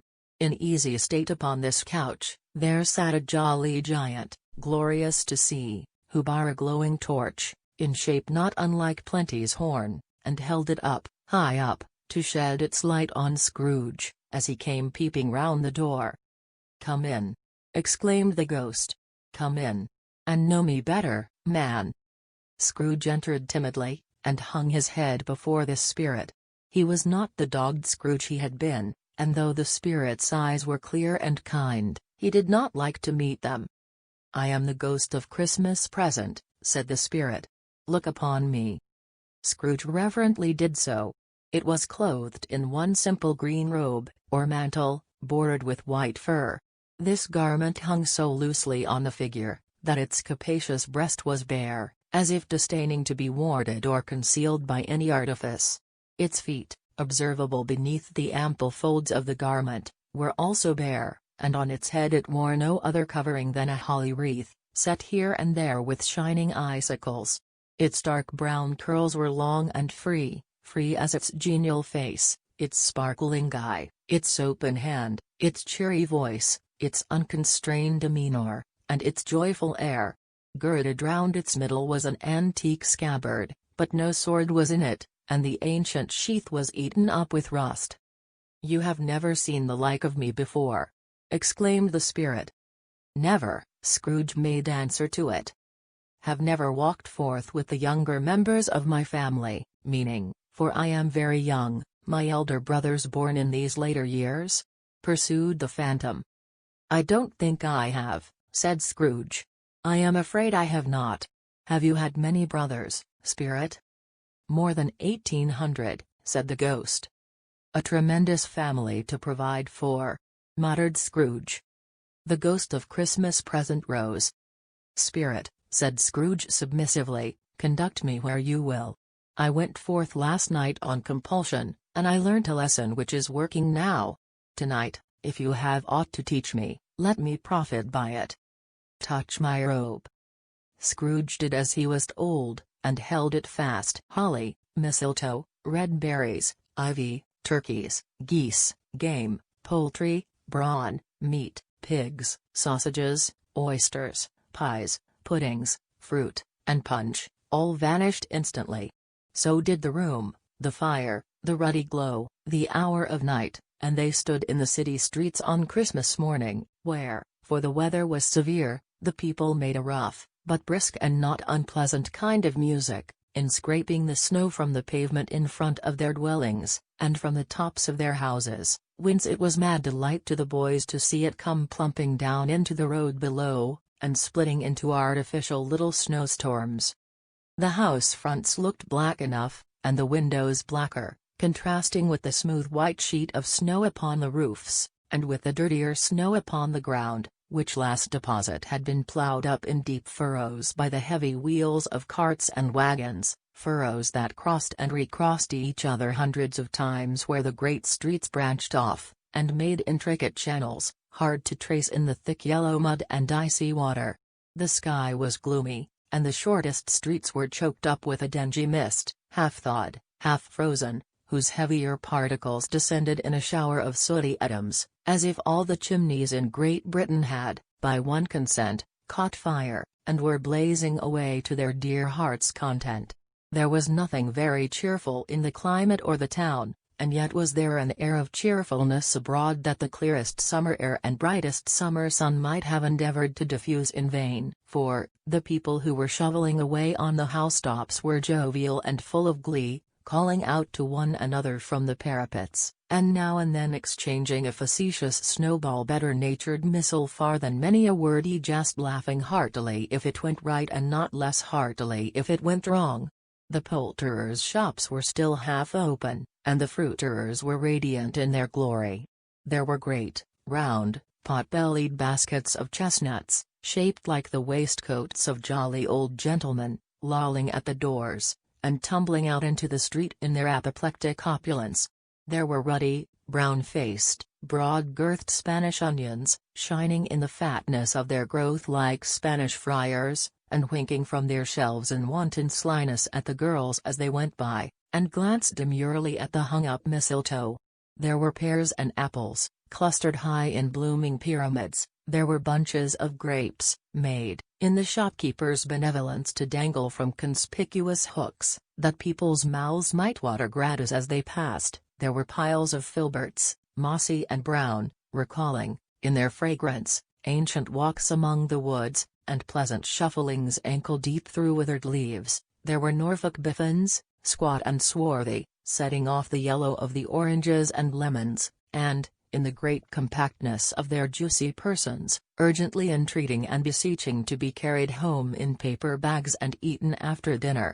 The very gold and silver fish, set forth among these choice fruits in a bowl, though members of a dull and stagnant-blooded race, appeared to know that there was something going on, and, to a fish, went gasping round and round their little world in slow and passionless excitement. The grocers.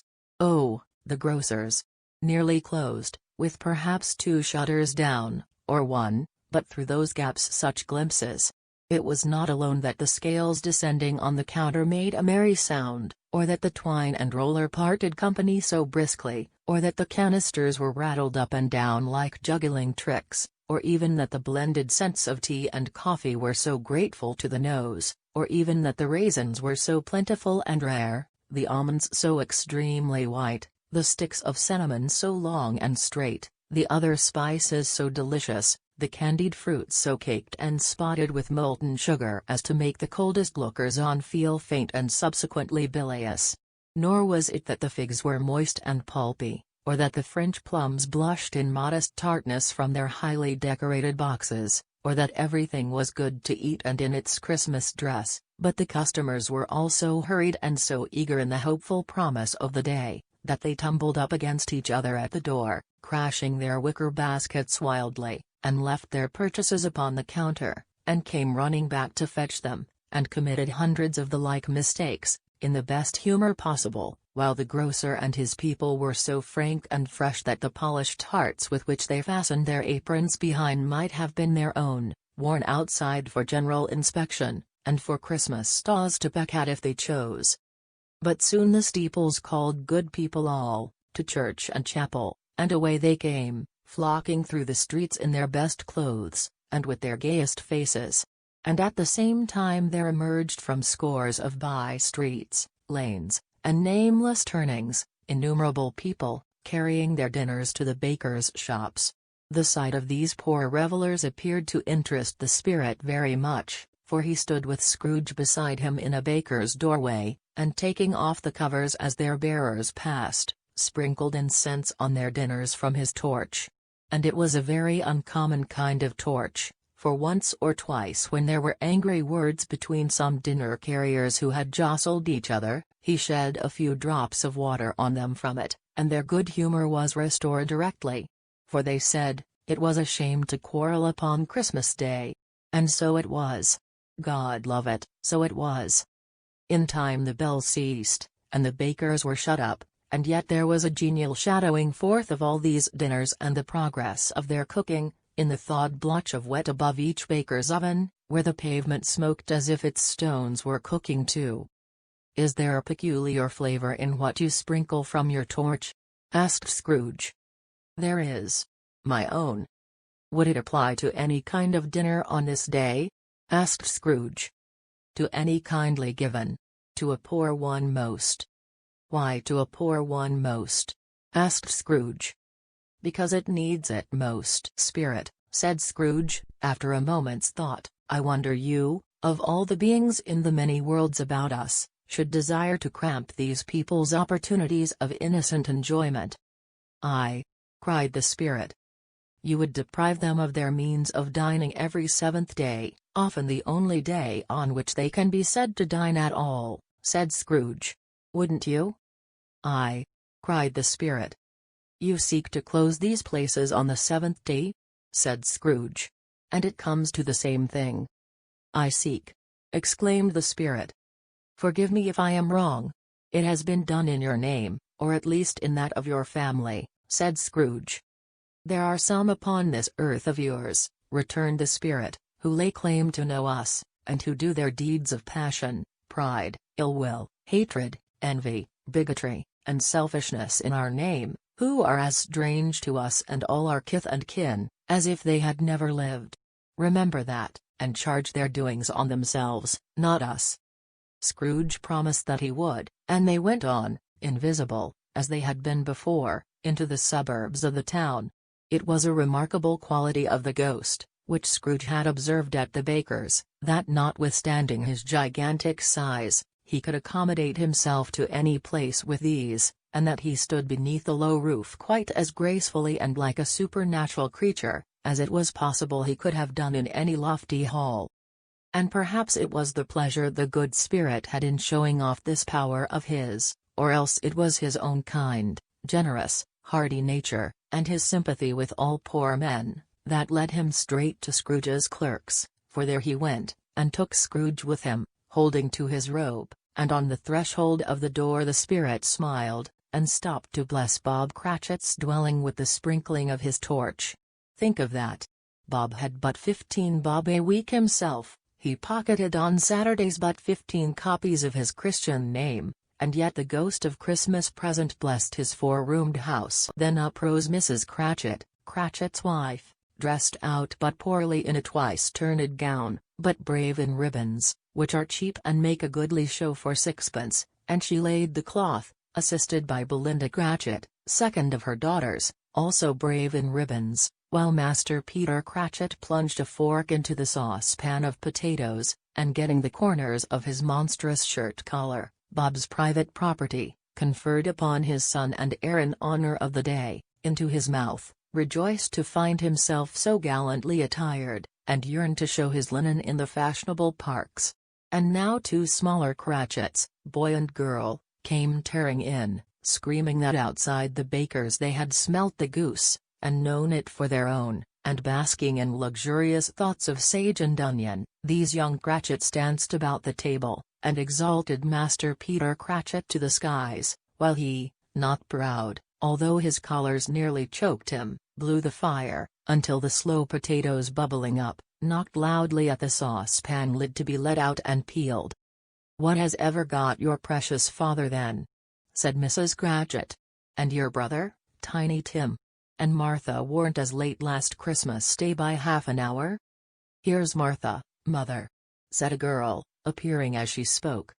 "Here's Martha, mother," cried the 2 young Cratchits. "Hurrah! "There's such a goose, Martha." "Why, bless your heart alive, my dear, how late you are," said Mrs. Cratchit, kissing her a dozen times, and taking off her shawl and bonnet for her with officious zeal. "We'd a deal of work to finish up last night," replied the girl, "and had to clear away this morning, mother." "Well, never mind so long as you are come," said Mrs. Cratchit. "Sit ye down before the fire, my dear, and have a warm, Lord bless ye." "No, no. There's father coming," cried the two young Cratchits, who were everywhere at once. "Hide, Martha, hide." So Martha hid herself, and in came little Bob, the father, with at least 3 feet of comforter exclusive of the fringe, hanging down before him, and his threadbare clothes darned up and brushed, to look seasonable, and Tiny Tim upon his shoulder. Alas for Tiny Tim, he bore a little crutch, and had his limbs supported by an iron frame. "Why, where is our Martha?" cried Bob Cratchit, looking round. "Not coming," said Mrs. Cratchit. "Not coming," said Bob, with a sudden declension in his high spirits, for he had been Tim's blood horse all the way from church, and had come home rampant. "Not coming upon Christmas Day." Martha didn't like to see him disappointed, if it were only in joke, so she came out prematurely from behind the closet door, and ran into his arms, while the two young Cratchits hustled Tiny Tim, and bore him off into the wash-house, that he might hear the pudding singing in the copper. "And how did little Tim behave?" asked Mrs. Cratchit, when she had rallied Bob on his credulity, and Bob had hugged his daughter to his heart's content. "As good as gold," said Bob, "and better. Somehow he gets thoughtful, sitting by himself so much, and thinks the strangest things you ever heard. He told me, coming home, that he hoped the people saw him in the church, because he was a cripple, and it might be pleasant to them to remember upon Christmas Day, who made lame beggars walk, and blind men see." Bob's voice was tremulous when he told them this, and trembled more when he said that Tiny Tim was growing strong and hearty. His active little crutch was heard upon the floor, and back came Tiny Tim before another word was spoken, escorted by his brother and sister to his stool before the fire, and while Bob, turning up his cuffs as if, poor fellow, they were capable of being made more shabby, compounded some hot mixture in a jug with gin and lemons, and stirred it round and put it on the hob to simmer, Master Peter, and the two ubiquitous young Cratchits went to fetch the goose, with which they soon returned in high procession. Such a bustle ensued that you might have thought a goose the rarest of all birds, a feathered phenomenon, to which a black swan was a matter of course, and in truth it was something very like it in that house.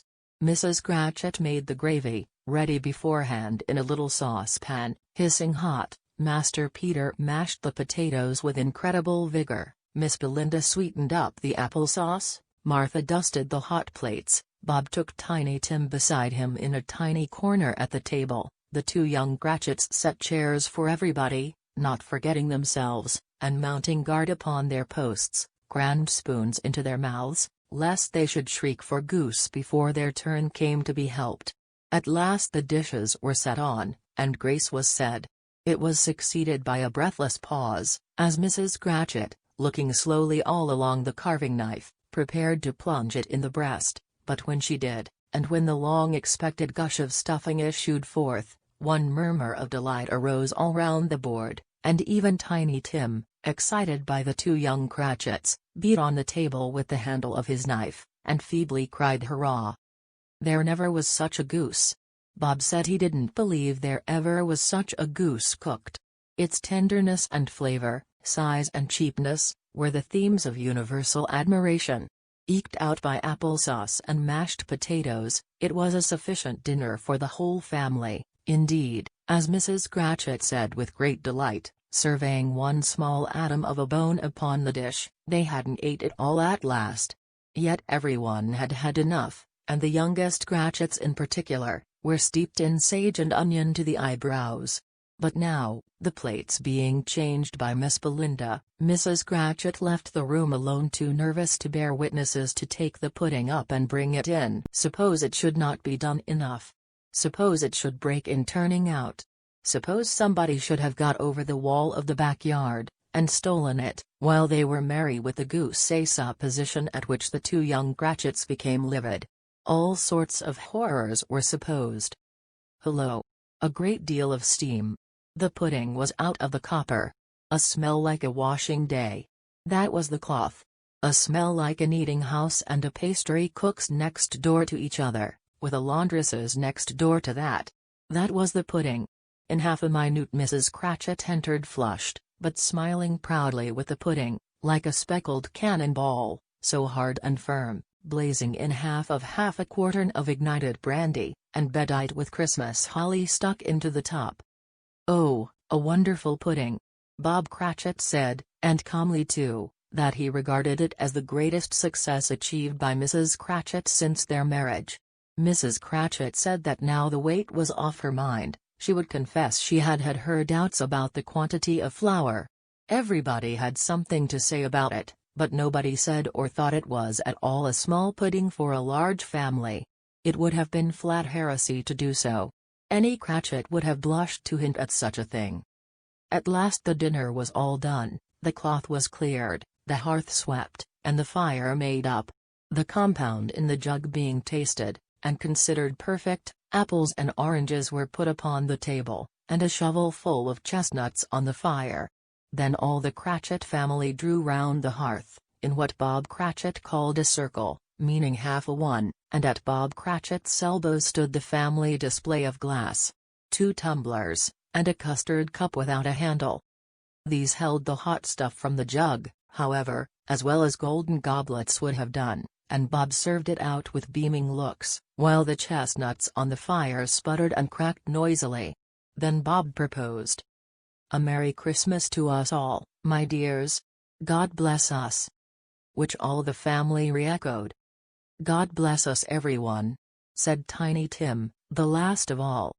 He sat very close to his father's side upon his little stool. Bob held his withered little hand in his, as if he loved the child, and wished to keep him by his side, and dreaded that he might be taken from him. "Spirit," said Scrooge, with an interest he had never felt before, "tell me if Tiny Tim will live." "I see a vacant seat," replied the ghost, "in the poor chimney corner, and a crutch without an owner, carefully preserved. If these shadows remain unaltered by the future, the child will die." "No, no," said Scrooge. "Oh, no, kind spirit. Say he will be spared." "If these shadows remain unaltered by the future, none other of my race," returned the ghost, "will find him here. What then? If he be like to die, he had better do it, and decrease the surplus population." Scrooge hung his head to hear his own words quoted by the spirit, and was overcome with penitence and grief. "Man," said the ghost, "if man you be in heart, not adamant, forbear that wicked cant until you have discovered what the surplus is, and where it is. Will you decide what men shall live, what men shall die? It may be, that in the sight of heaven, you are more worthless and less fit to live than millions like this poor man's child. O God! To hear the insect on the leaf pronouncing on the too much life among his hungry brothers in the dust." Scrooge bent before the ghost's rebuke, and trembling cast his eyes upon the ground. But he raised them speedily, on hearing his own name. "Mr. Scrooge," said Bob, "I'll give you Mr. Scrooge, the founder of the feast." "The founder of the feast indeed!" cried Mrs. Cratchit, reddening. "I wish I had him here. I'd give him a piece of my mind to feast upon, and I hope he'd have a good appetite for it." "My dear," said Bob, "the children. Christmas Day." "It should be Christmas Day, I am sure," said she, "on which one drinks the health of such an odious, stingy, hard, unfeeling man as Mr. Scrooge. You know he is, Robert. Nobody knows it better than you do, poor fellow." "My dear," was Bob's mild answer, "Christmas Day." "I'll drink his health for your sake and the day's," said Mrs. Cratchit, "not for his. Long life to him. A Merry Christmas and a Happy New Year. He'll be very merry and very happy, I have no doubt." The children drank the toast after her. It was the first of their proceedings which had no hardiness. Tiny Tim drank it last of all, but he didn't care tuppence for it. Scrooge was the ogre of the family. The mention of his name cast a dark shadow on the party, which was not dispelled for full 5 minutes. After it had passed away, they were 10 times merrier than before, from the mere relief of Scrooge the baleful being done with. Bob Cratchit told them how he had a situation in his eye for Master Peter, which would bring in, if obtained, full 5 and 6pence weekly. The 2 young Cratchits laughed tremendously at the idea of Peter's being a man of business, and Peter himself looked thoughtfully at the fire from between his collars, as if he were deliberating what particular investments he should favor when he came into the receipt of that bewildering income. Martha, who was a poor apprentice at a milliner's, then told them what kind of work she had to do, and how many hours she worked at a stretch, and how she meant to lie abed tomorrow morning for a good long rest, tomorrow being a holiday she passed at home. Also how she had seen a countess and a lord some days before, and how the lord was much about as tall as Peter, at which Peter pulled up his collars so high that you couldn't have seen his head if you had been there. All this time the chestnuts and the jug went round, and by they had a song, about a lost child traveling in the snow, from Tiny Tim, who had a plaintive little voice, and sang it very well indeed. There was nothing of high mark in this. They were not a handsome family, they were not well dressed, their shoes were far from being waterproof, their clothes were scanty, and Peter might have known, and very likely did, the inside of a pawnbroker's. But, they were happy, grateful, pleased with one another, and contented with the time, and when they faded, and looked happier yet in the bright sprinklings of the spirit's torch at parting, Scrooge had his eye upon them, and especially on Tiny Tim, until the last. By this time it was getting dark, and snowing pretty heavily, and as Scrooge and the spirit went along the streets, the brightness of the roaring fires in kitchens, parlors, and all sorts of rooms, was wonderful. Here, the flickering of the blaze showed preparations for a cozy dinner, with hot plates baking through and through before the fire, and deep red curtains, ready to be drawn to shut out cold and darkness. There all the children of the house were running out into the snow to meet their married sisters, brothers, cousins, uncles, aunts, and be the first to greet them. Here, again, were shadows on the window blind of guests assembling, and there a group of handsome girls, all hooded and fur-booted, and all chattering at once, tripped lightly off to some near neighbor's house, where, woe upon the single man who saw them enter artful witches, well they knew it in a glow. But, if you had judged from the numbers of people on their way to friendly gatherings, you might have thought that no one was at home to give them welcome when they got there, instead of every house expecting company, and piling up its fires half chimney high. Blessings on it, how the ghost exulted! How it bared its breadth of breast, and opened its capacious palm, and floated on, outpouring, with a generous hand, its bright and harmless mirth on everything within its reach. The very lamplighter, who ran on before, dotting the dusky street with specks of light, and who was dressed to spend the evening somewhere, laughed out loudly as the spirit passed, though little kenned the lamplighter that he had any company but Christmas. And now, without a word of warning from the ghost, they stood upon a bleak and desert moor, where monstrous masses of rude stone were cast about, as though it were the burial place of giants, and water spread itself wheresoever it listed, or would have done so, but for the frost that held it prisoner, and nothing grew but moss and furze, and coarse rank grass. Down in the west the setting sun had left a streak of fiery red, which glared upon the desolation for an instant, like a sullen eye, and frowning lower, lower yet, was lost in the thick gloom of darkest night. "What place is this?" asked Scrooge. "A place where miners live, who labor in the bowels of the earth," returned the spirit. "But they know me. See." A light shone from the window of a hut, and swiftly they advanced towards it. Passing through the wall of mud and stone, they found a cheerful company assembled round a glowing fire. An old man and woman, with their children and their children's children, and another generation beyond that, all decked out gaily in their holiday attire. The old man, in a voice that seldom rose above the howling of the wind upon the barren waste, was singing them a Christmas song. It had been a very old song when he was a boy, and from time to time they all joined in the chorus. So surely as they raised their voices, the old man got quite blithe and loud, and so surely as they stopped, his vigor sank again. The spirit did not tarry here, but bade Scrooge hold his robe, and passing on above the moor, sped whither? Not to sea? To sea.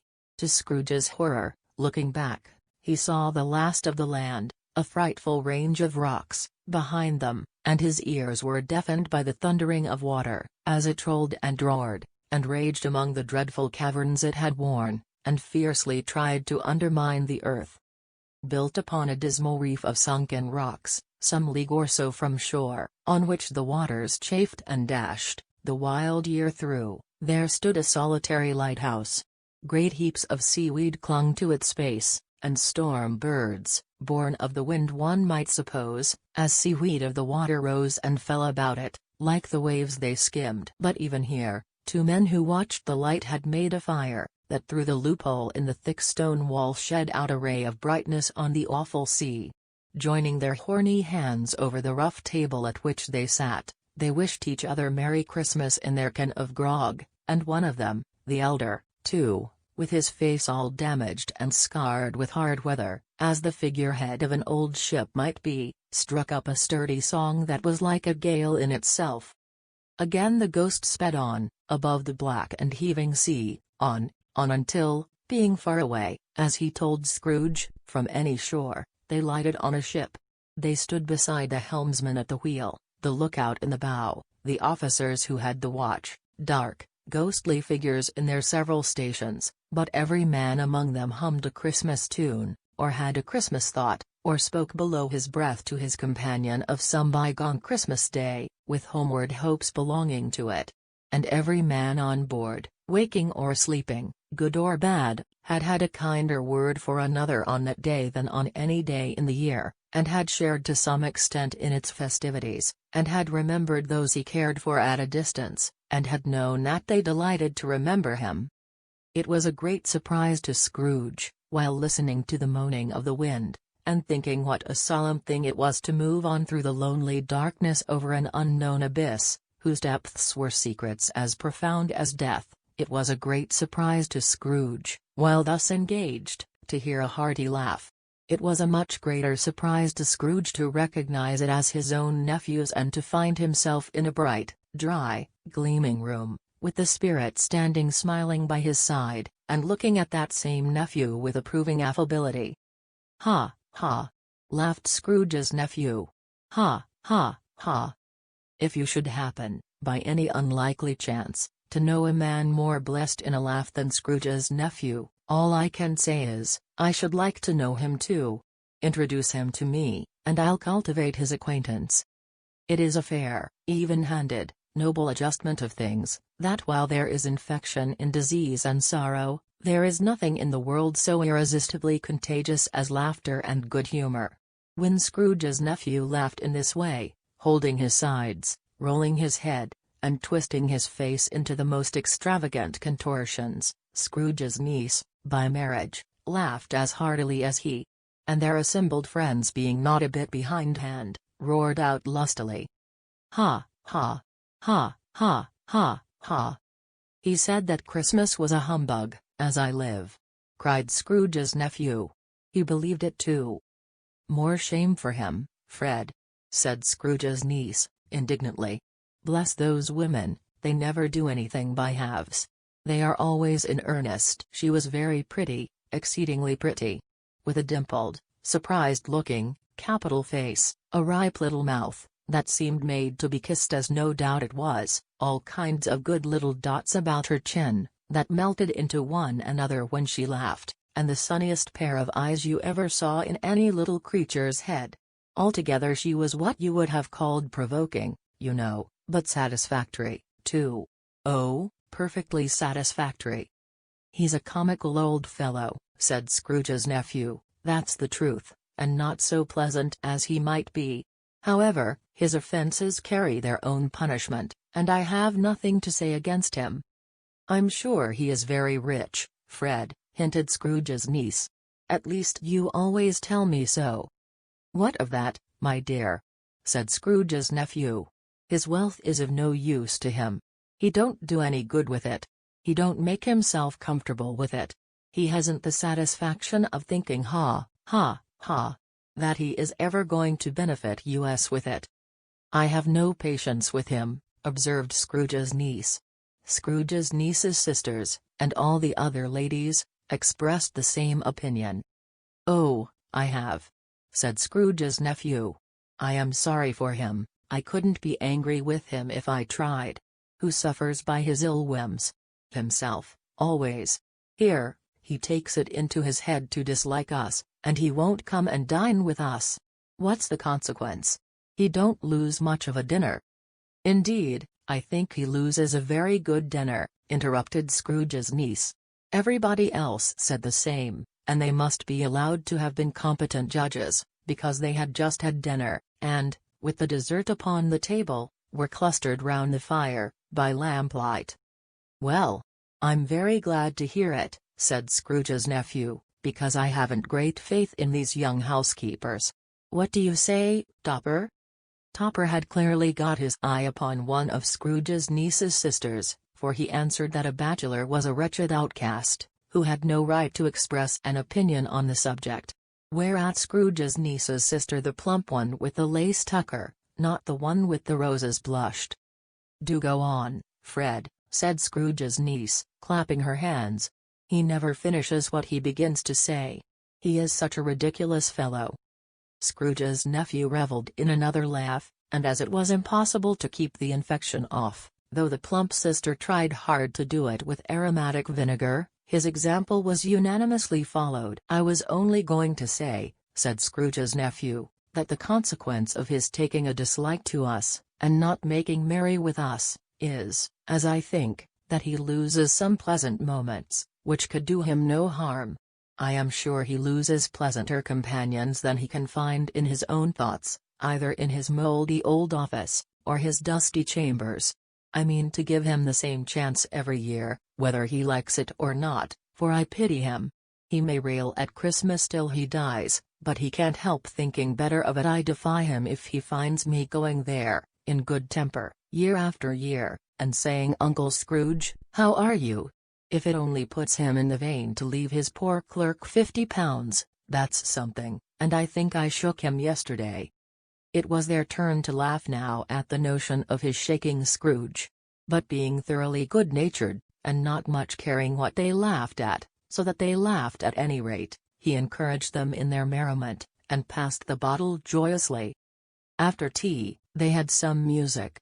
For they were a musical family, and knew what they were about, when they sung a glee or catch, I can assure you, especially Topper, who could growl away in the bass like a good one, and never swell the large veins in his forehead, or get red in the face over it.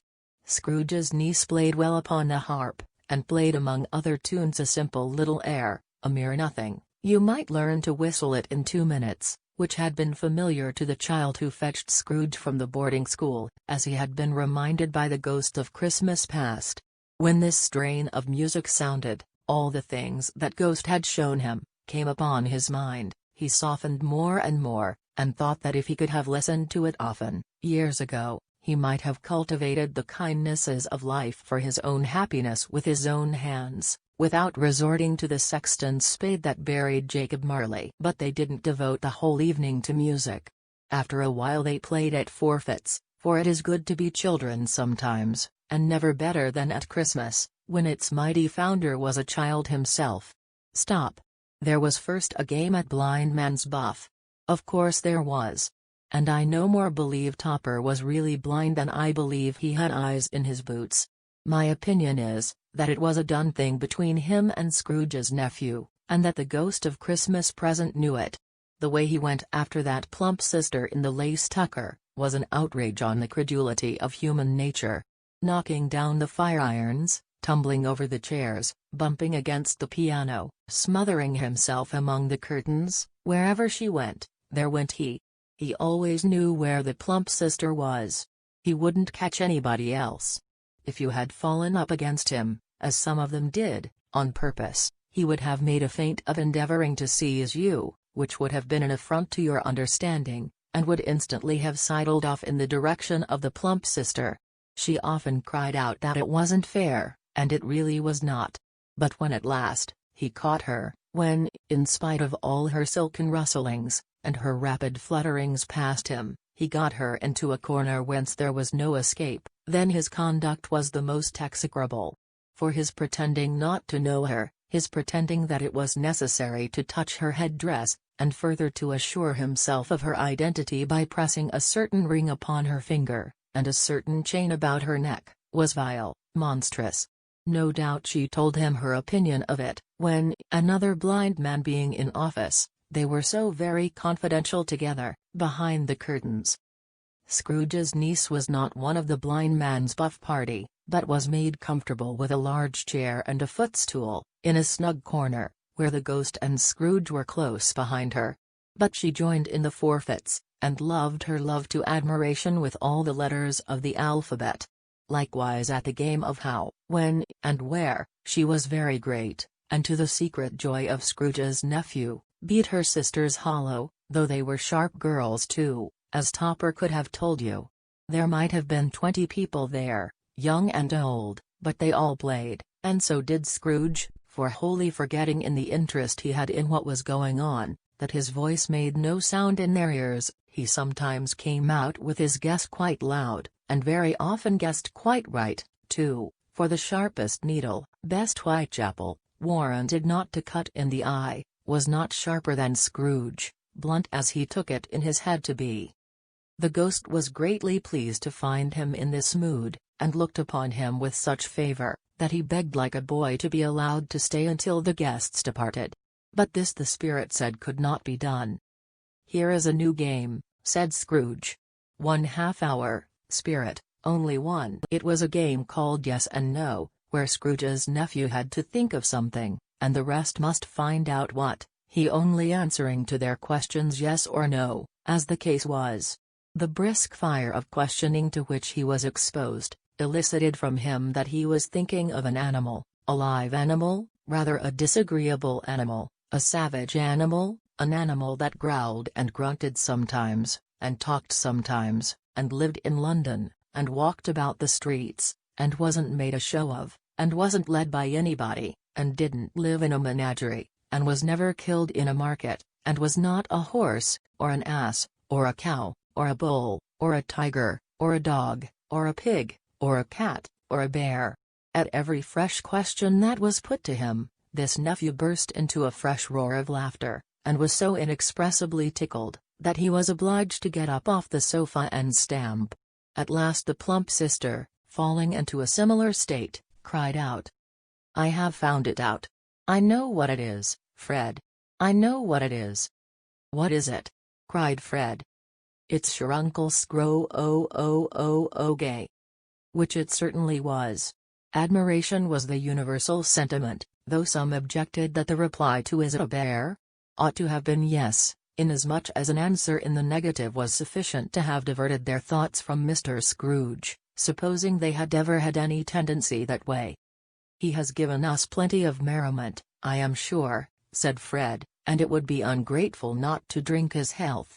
Here is a glass of mulled wine ready to our hand at the moment, and I say, Uncle Scrooge." "Well, Uncle Scrooge," they cried. "A Merry Christmas and a Happy New Year to the old man, whatever he is," said Scrooge's nephew. "He wouldn't take it from me, but may he have it, nevertheless. Uncle Scrooge." Uncle Scrooge had imperceptibly become so gay and light of heart, that he would have pledged the unconscious company in return, and thanked them in an inaudible speech, if the ghost had given him time.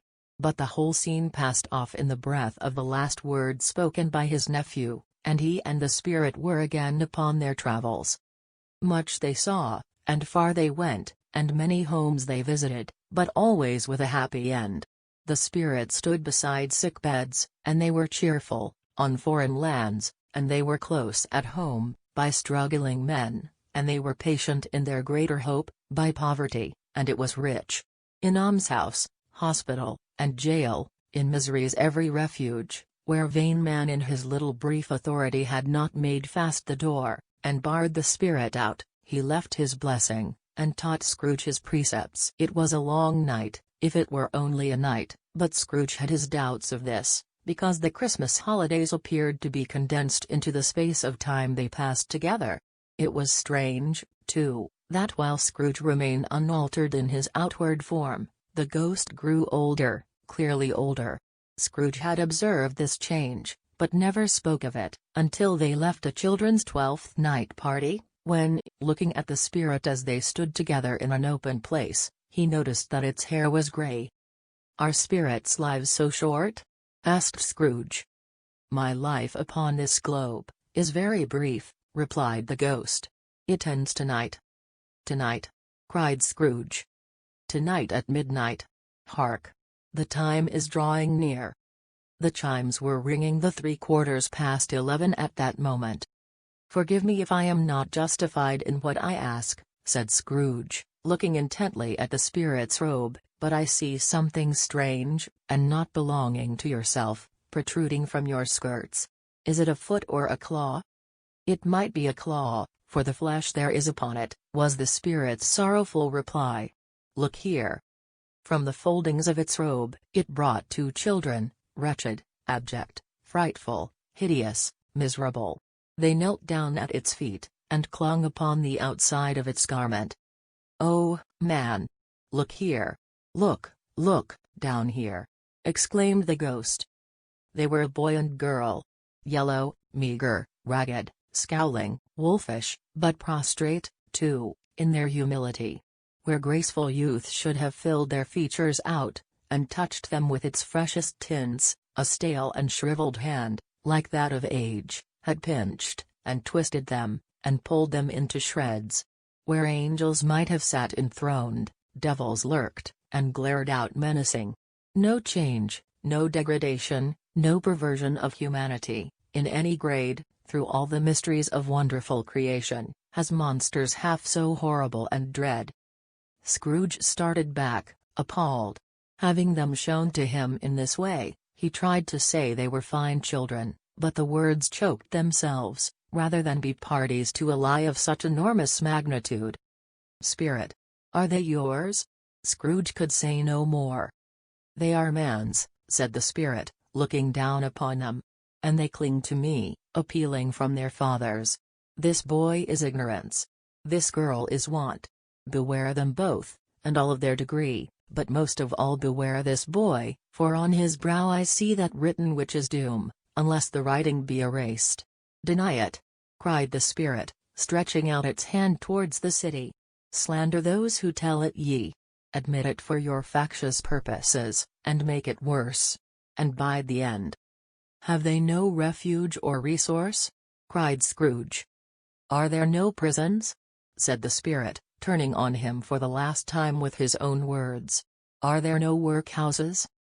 The bell struck 12. Scrooge looked about him for the ghost, and saw it not. As the last stroke ceased to vibrate, he remembered the prediction of old Jacob Marley, and lifting up his eyes, beheld a solemn phantom, draped and hooded, coming, like a mist along the ground, towards him. Stave 4, the last of the spirits. The phantom slowly, gravely, silently, approached. When it came near him, Scrooge bent down upon his knee, for in the very air through which this spirit moved it seemed to scatter gloom and mystery. It was shrouded in a deep black garment, which concealed its head, its face, its form, and left nothing of it visible save one outstretched hand. But for this it would have been difficult to detach its figure from the night, and separate it from the darkness by which it was surrounded. He felt that it was tall and stately when it came beside him, and that its mysterious presence filled him with a solemn dread. He knew no more, for the spirit neither spoke nor moved. "I am in the presence of the ghost of Christmas yet to come?" said Scrooge. The spirit answered not, but pointed onward with its hand. "You are about to show me shadows of the things that have not happened, but will happen in the time before us," Scrooge pursued. "Is that so, spirit?" The upper portion of the garment was contracted for an instant in its folds, as if the spirit had inclined its head. That was the only answer he received.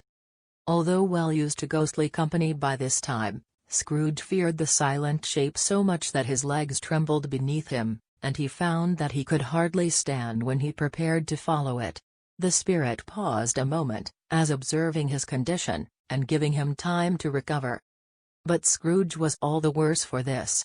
It thrilled him with a vague uncertain horror, to know that behind the dusky shroud, there were ghostly eyes intently fixed upon him, while he, though he stretched his own to the utmost, could see nothing but a spectral hand and one great heap of black.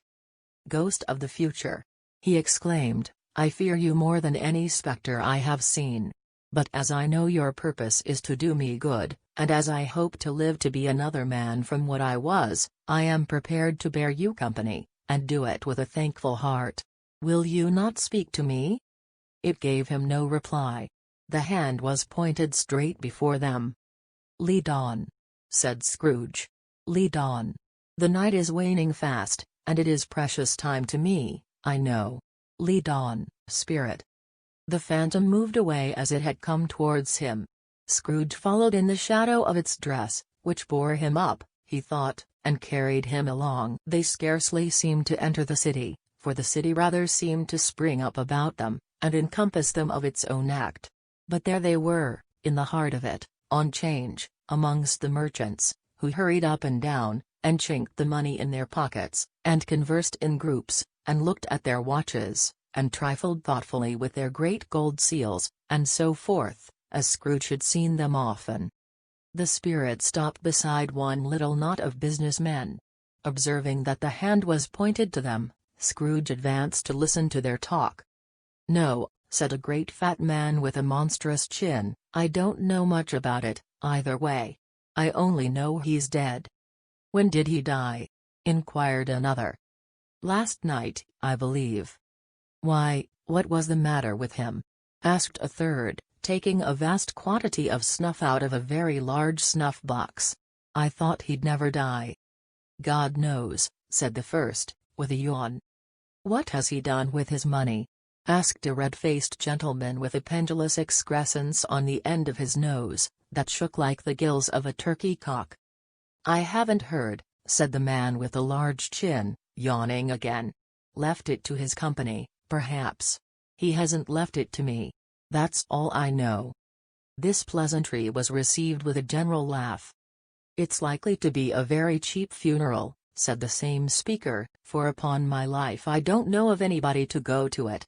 Suppose we make up a party and volunteer?"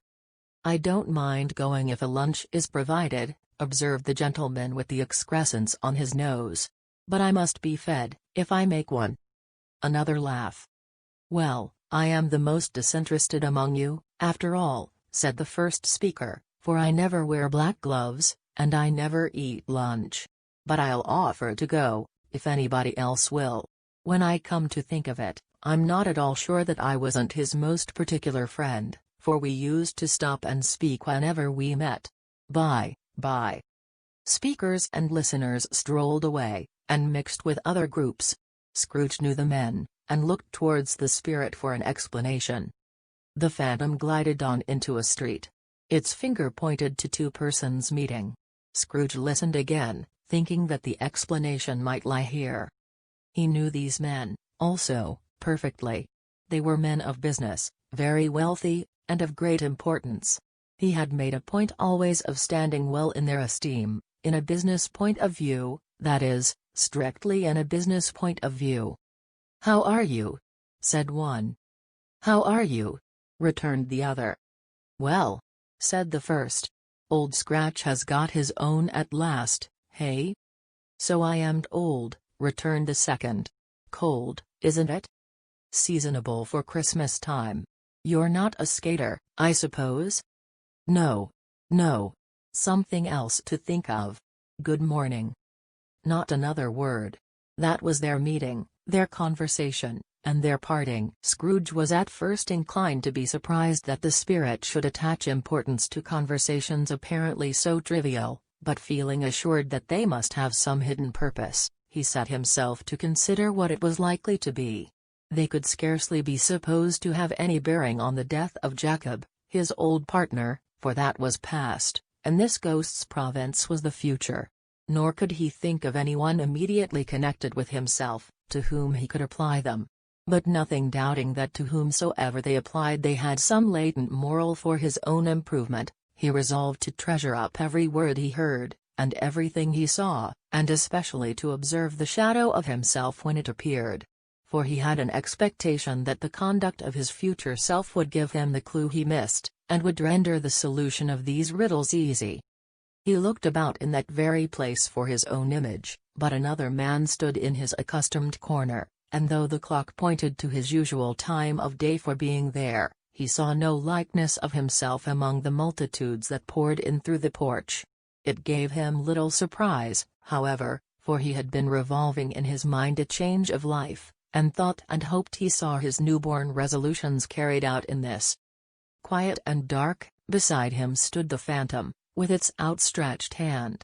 When he roused himself from his thoughtful quest, he fancied from the turn of the hand, and its situation in reference to himself, that the unseen eyes were looking at him keenly. It made him shudder, and feel very cold.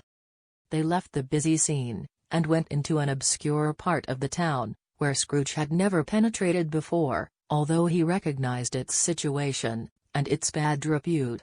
The ways were foul and narrow, the shops and houses wretched, the people half-naked, drunken, slipshod, ugly.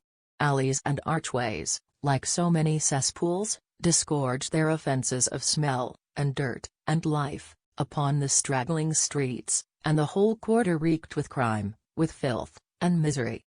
Far in this den of infamous resort, there was a low-browed, beetling shop, below a penthouse roof, where iron, old rags, bottles, bones, and greasy offal, were bought. Upon the floor within, were piled up heaps of rusty keys, nails, chains, hinges, files, scales, weights, and refuse iron of all kinds. Secrets that few would like to scrutinize were bred and hidden in mountains of unseemly rags, masses of corrupted fat, and sepulchres of bones. Sitting in among the wares he dealt in, by a charcoal stove, made of old bricks, was a grey-haired rascal, nearly 70 years of age, who had screened himself from the cold air without, by a frowsy curtaining of miscellaneous tatters, hung upon a line, and smoked his pipe in all the luxury of calm retirement. Scrooge and the phantom came into the presence of this man, just as a woman with a heavy bundle slunk into the shop. But she had scarcely entered, when another woman, similarly laden, came in too, and she was closely followed by a man in faded black, who was no less startled by the sight of them, than they had been upon the recognition of each other. After a short period of blank astonishment, in which the old man with the pipe had joined them, they all three burst into a laugh. "Let the charwoman alone to be the first," cried she who had entered first. "Let the laundress alone to be the second, and let the undertaker's man alone to be the third. Look here, old Joe, here's a chance. If we haven't all three met here without meaning it." "You couldn't have met in a better place," said old Joe, removing his pipe from his mouth.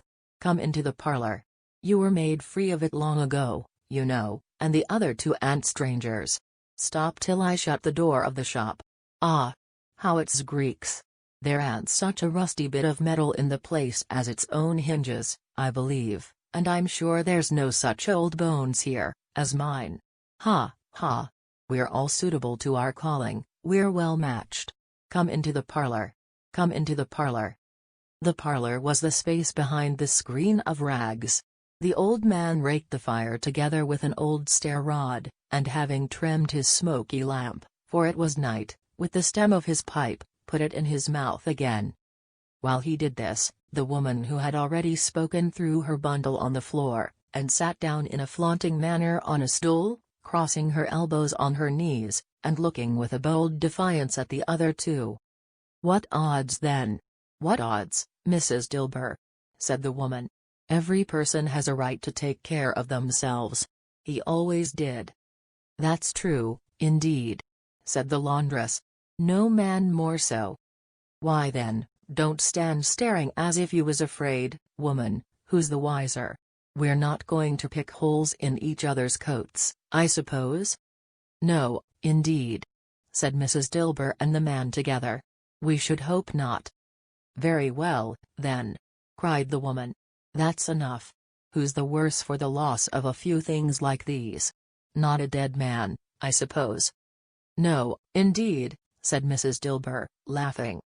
"If he wanted to keep him after he was dead, a wicked old screw," pursued the woman, "why wasn't he natural in his lifetime? If he had been, he'd have had somebody to look after him when he was struck with death, instead of lying gasping out his last there, alone by himself." "It's the truest word that ever was spoke," said Mrs. Dilber. "It's a judgment on him." "I wish it was a little heavier judgment," replied the woman, "and it should have been, you may depend upon it, if I could have laid my hands on anything else. Open that bundle, old Joe, and let me know the value of it. Speak out plain. I'm not afraid to be the first, nor afraid for them to see it. We know pretty well that we were helping ourselves, before we met here, I believe. It's no sin. Open the bundle, Joe."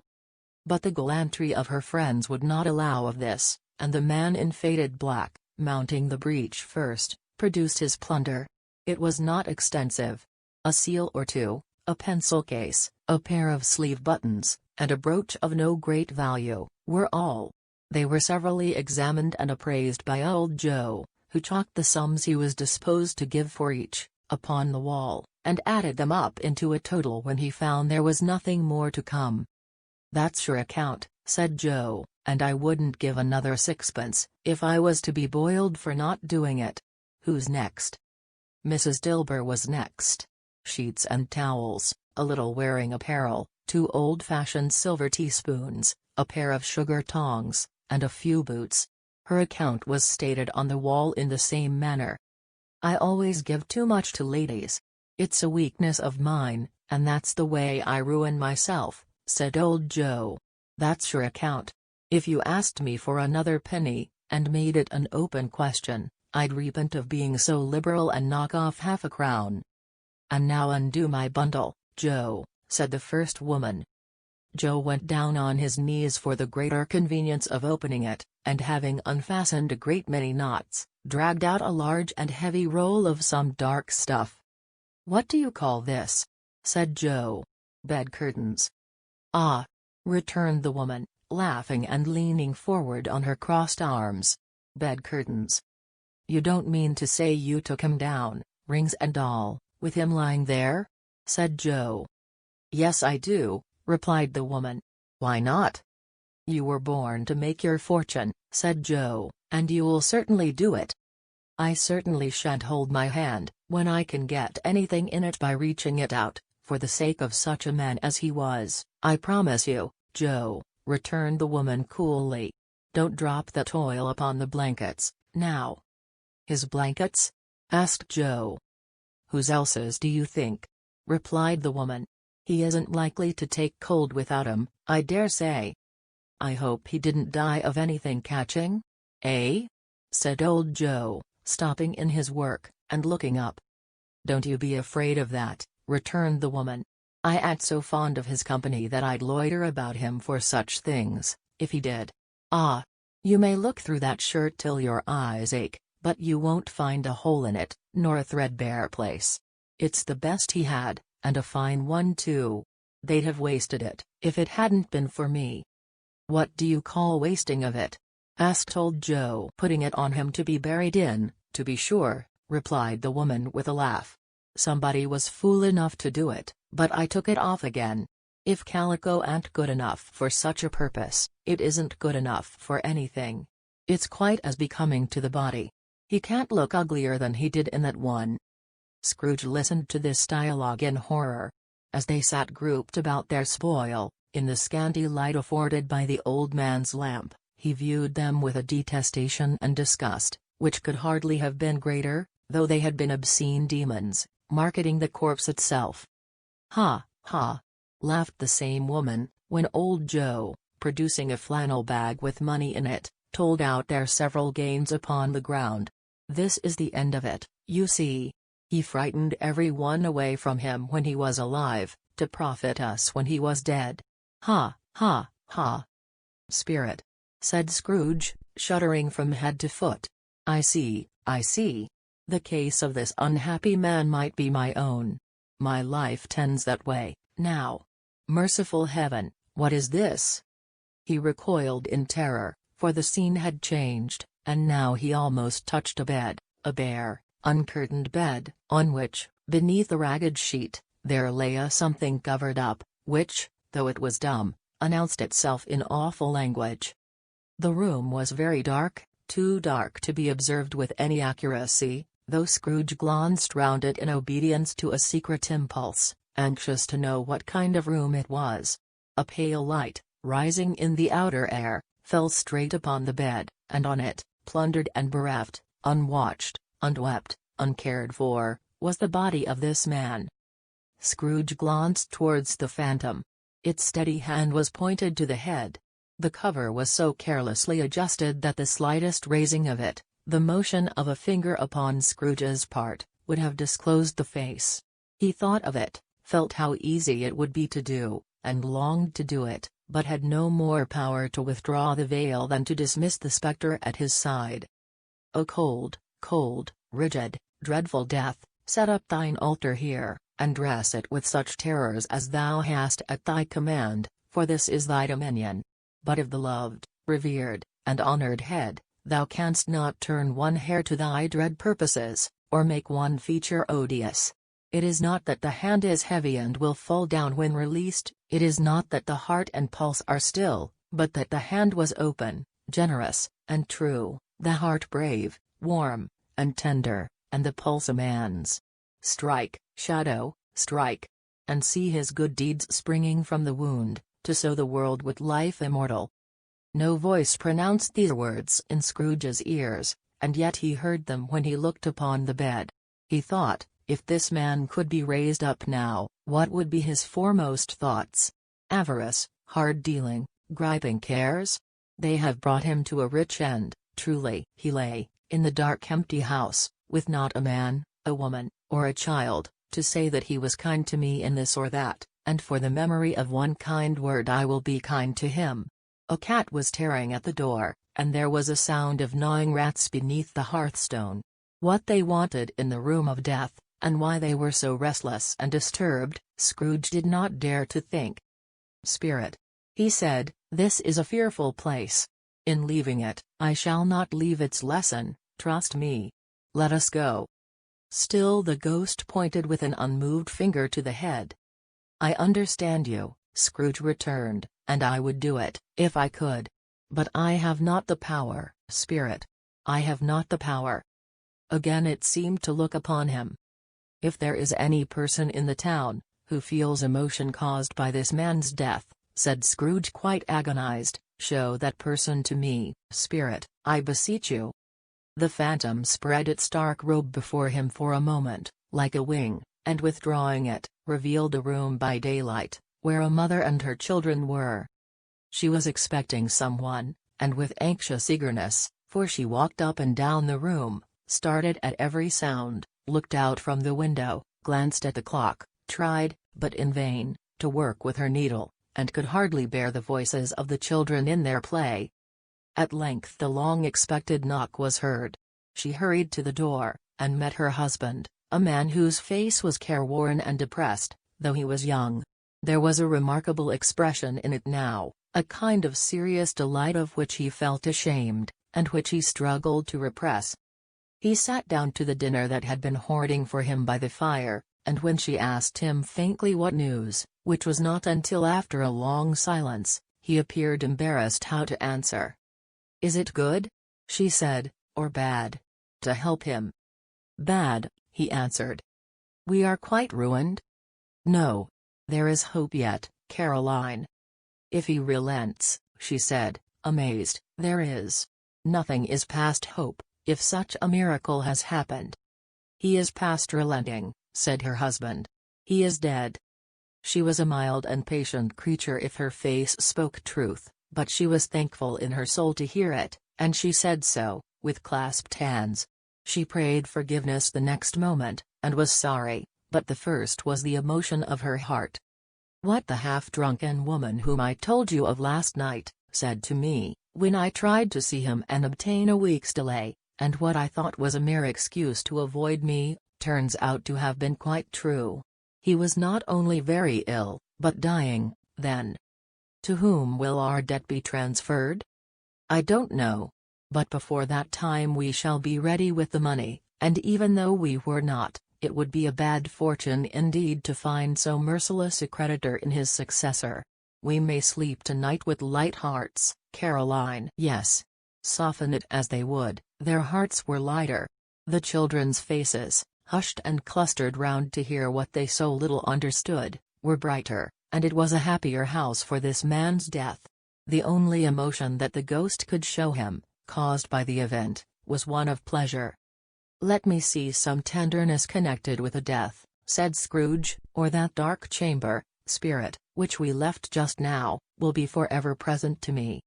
The ghost conducted him through several streets familiar to his feet, and as they went along, Scrooge looked here and there to find himself, but nowhere was he to be seen. They entered poor Bob Cratchit's house, the dwelling he had visited before, and found the mother and the children seated round the fire. Quiet. Very quiet. The noisy little Cratchits were as still as statues in one corner, and sat looking up at Peter, who had a book before him. The mother and her daughters were engaged in sewing. But surely they were very quiet. And he took a child, and set him in the midst of them. Where had Scrooge heard those words? He had not dreamed them. The boy must have read them out, as he and the spirit crossed the threshold. Why did he not go on? The mother laid her work upon the table, and put her hand up to her face. "The color hurts my eyes," she said. "The color? Ah, poor Tiny Tim." "They're better now again," said Cratchit's wife. "It makes them weak by candlelight, and I wouldn't show weak eyes to your father when he comes home, for the world. It must be near his time." "Past it rather," Peter answered, shutting up his book. "But I think he has walked a little slower than he used, these few last evenings, mother." They were very quiet again. At last she said, and in a steady, cheerful voice, that only faltered once, I have known him walk with Tiny Tim upon his shoulder, very fast indeed." "And so have I," cried Peter. "Often." "And so have I," exclaimed another. "So had all." "But he was very light to carry," she resumed, intent upon her work, "and his father loved him so, that it was no trouble, no trouble. And there is your father at the door." She hurried out to meet him, and little Bob in his comforter, he had need of it, poor fellow, came in. His tea was ready for him on the hob, and they all tried who should help him to it most. Then the two young Cratchits got upon his knees and laid, each child a little cheek, against his face, as if they said, "Don't mind it, father. Don't be grieved." Bob was very cheerful with them, and spoke pleasantly to all the family. He looked at the work upon the table, and praised the industry and speed of Mrs. Cratchit and the girls.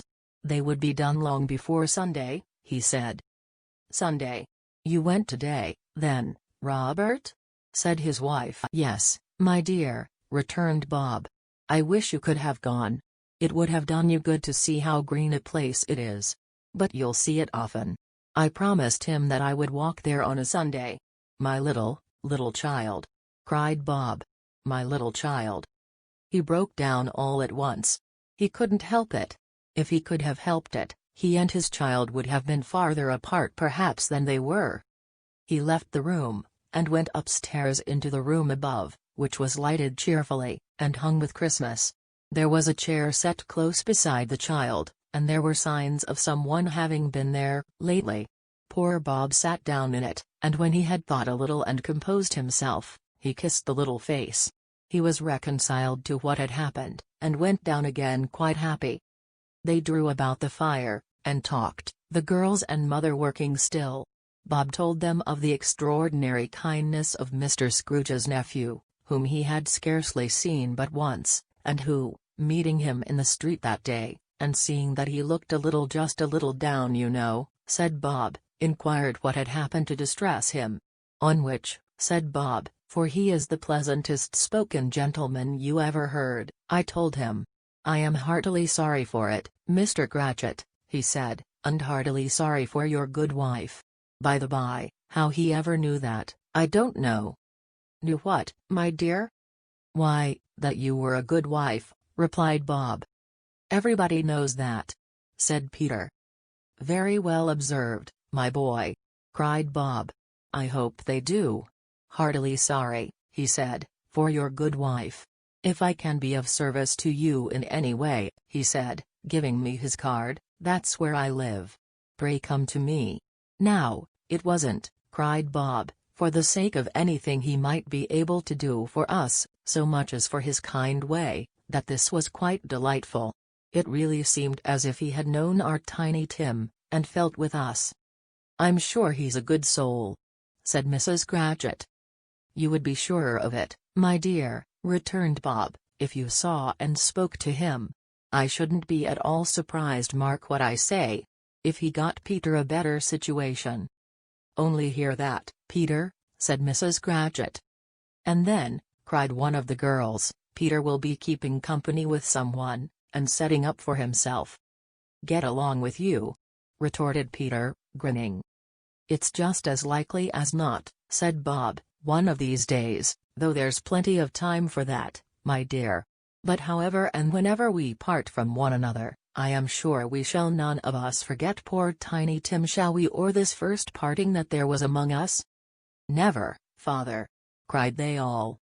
"And I know," said Bob, "I know, my dears, that when we recollect how patient and how mild he was, although he was a little child, we shall not quarrel easily among ourselves, and forget poor Tiny Tim in doing it." "No, never, father!" they all cried again.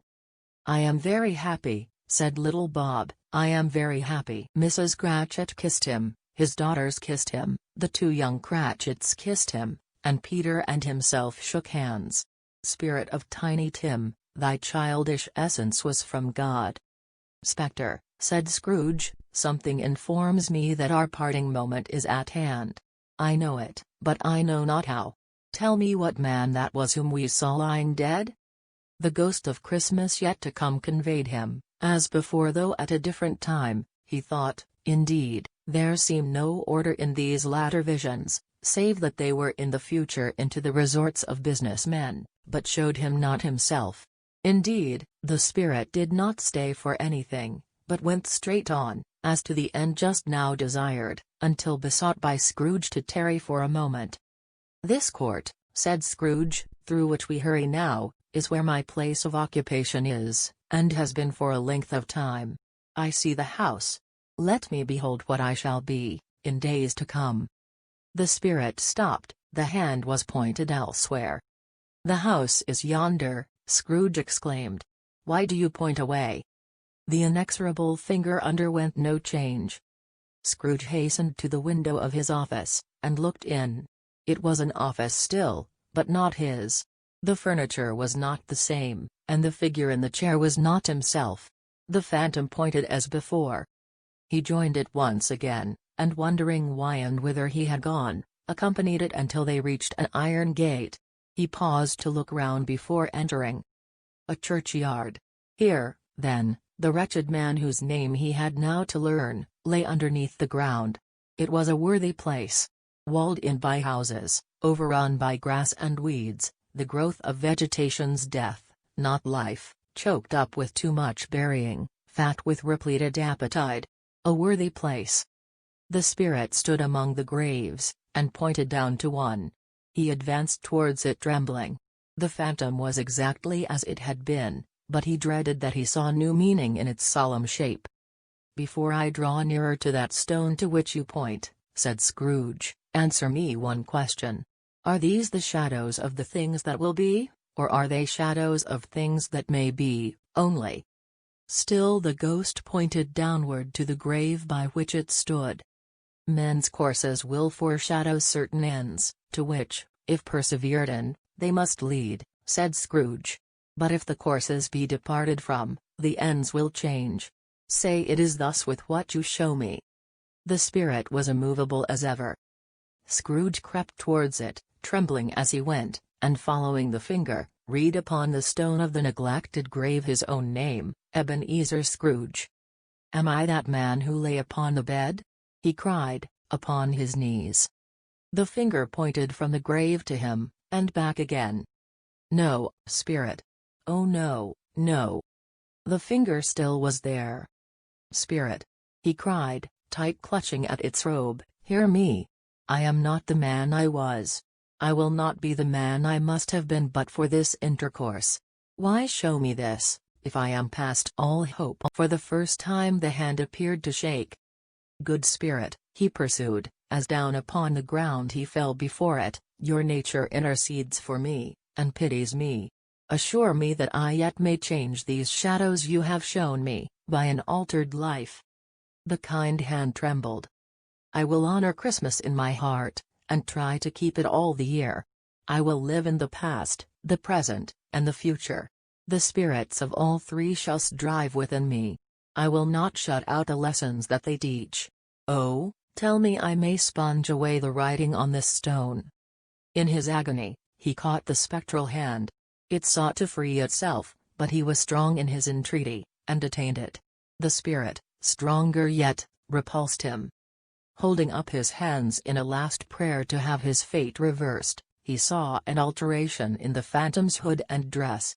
It shrunk, collapsed, and dwindled down into a bedpost. Stave the end of it. Yes. And the bedpost was his own?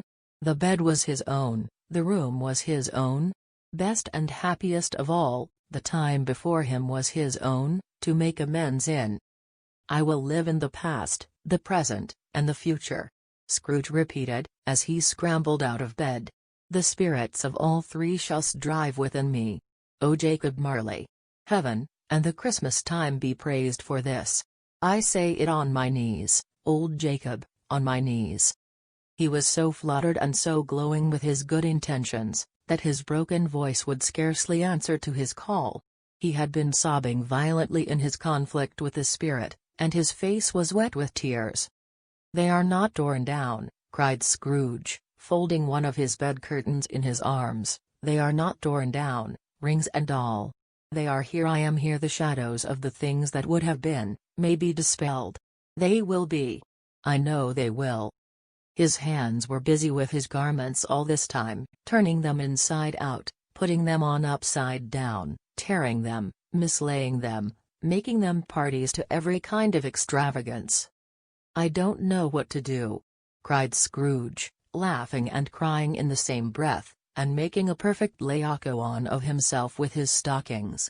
"I am as light as a feather, I am as happy as an angel, I am as merry as a schoolboy. I am as giddy as a drunken man. A Merry Christmas to everybody. A Happy New Year to all the world. Hello here. Whoop. Hello."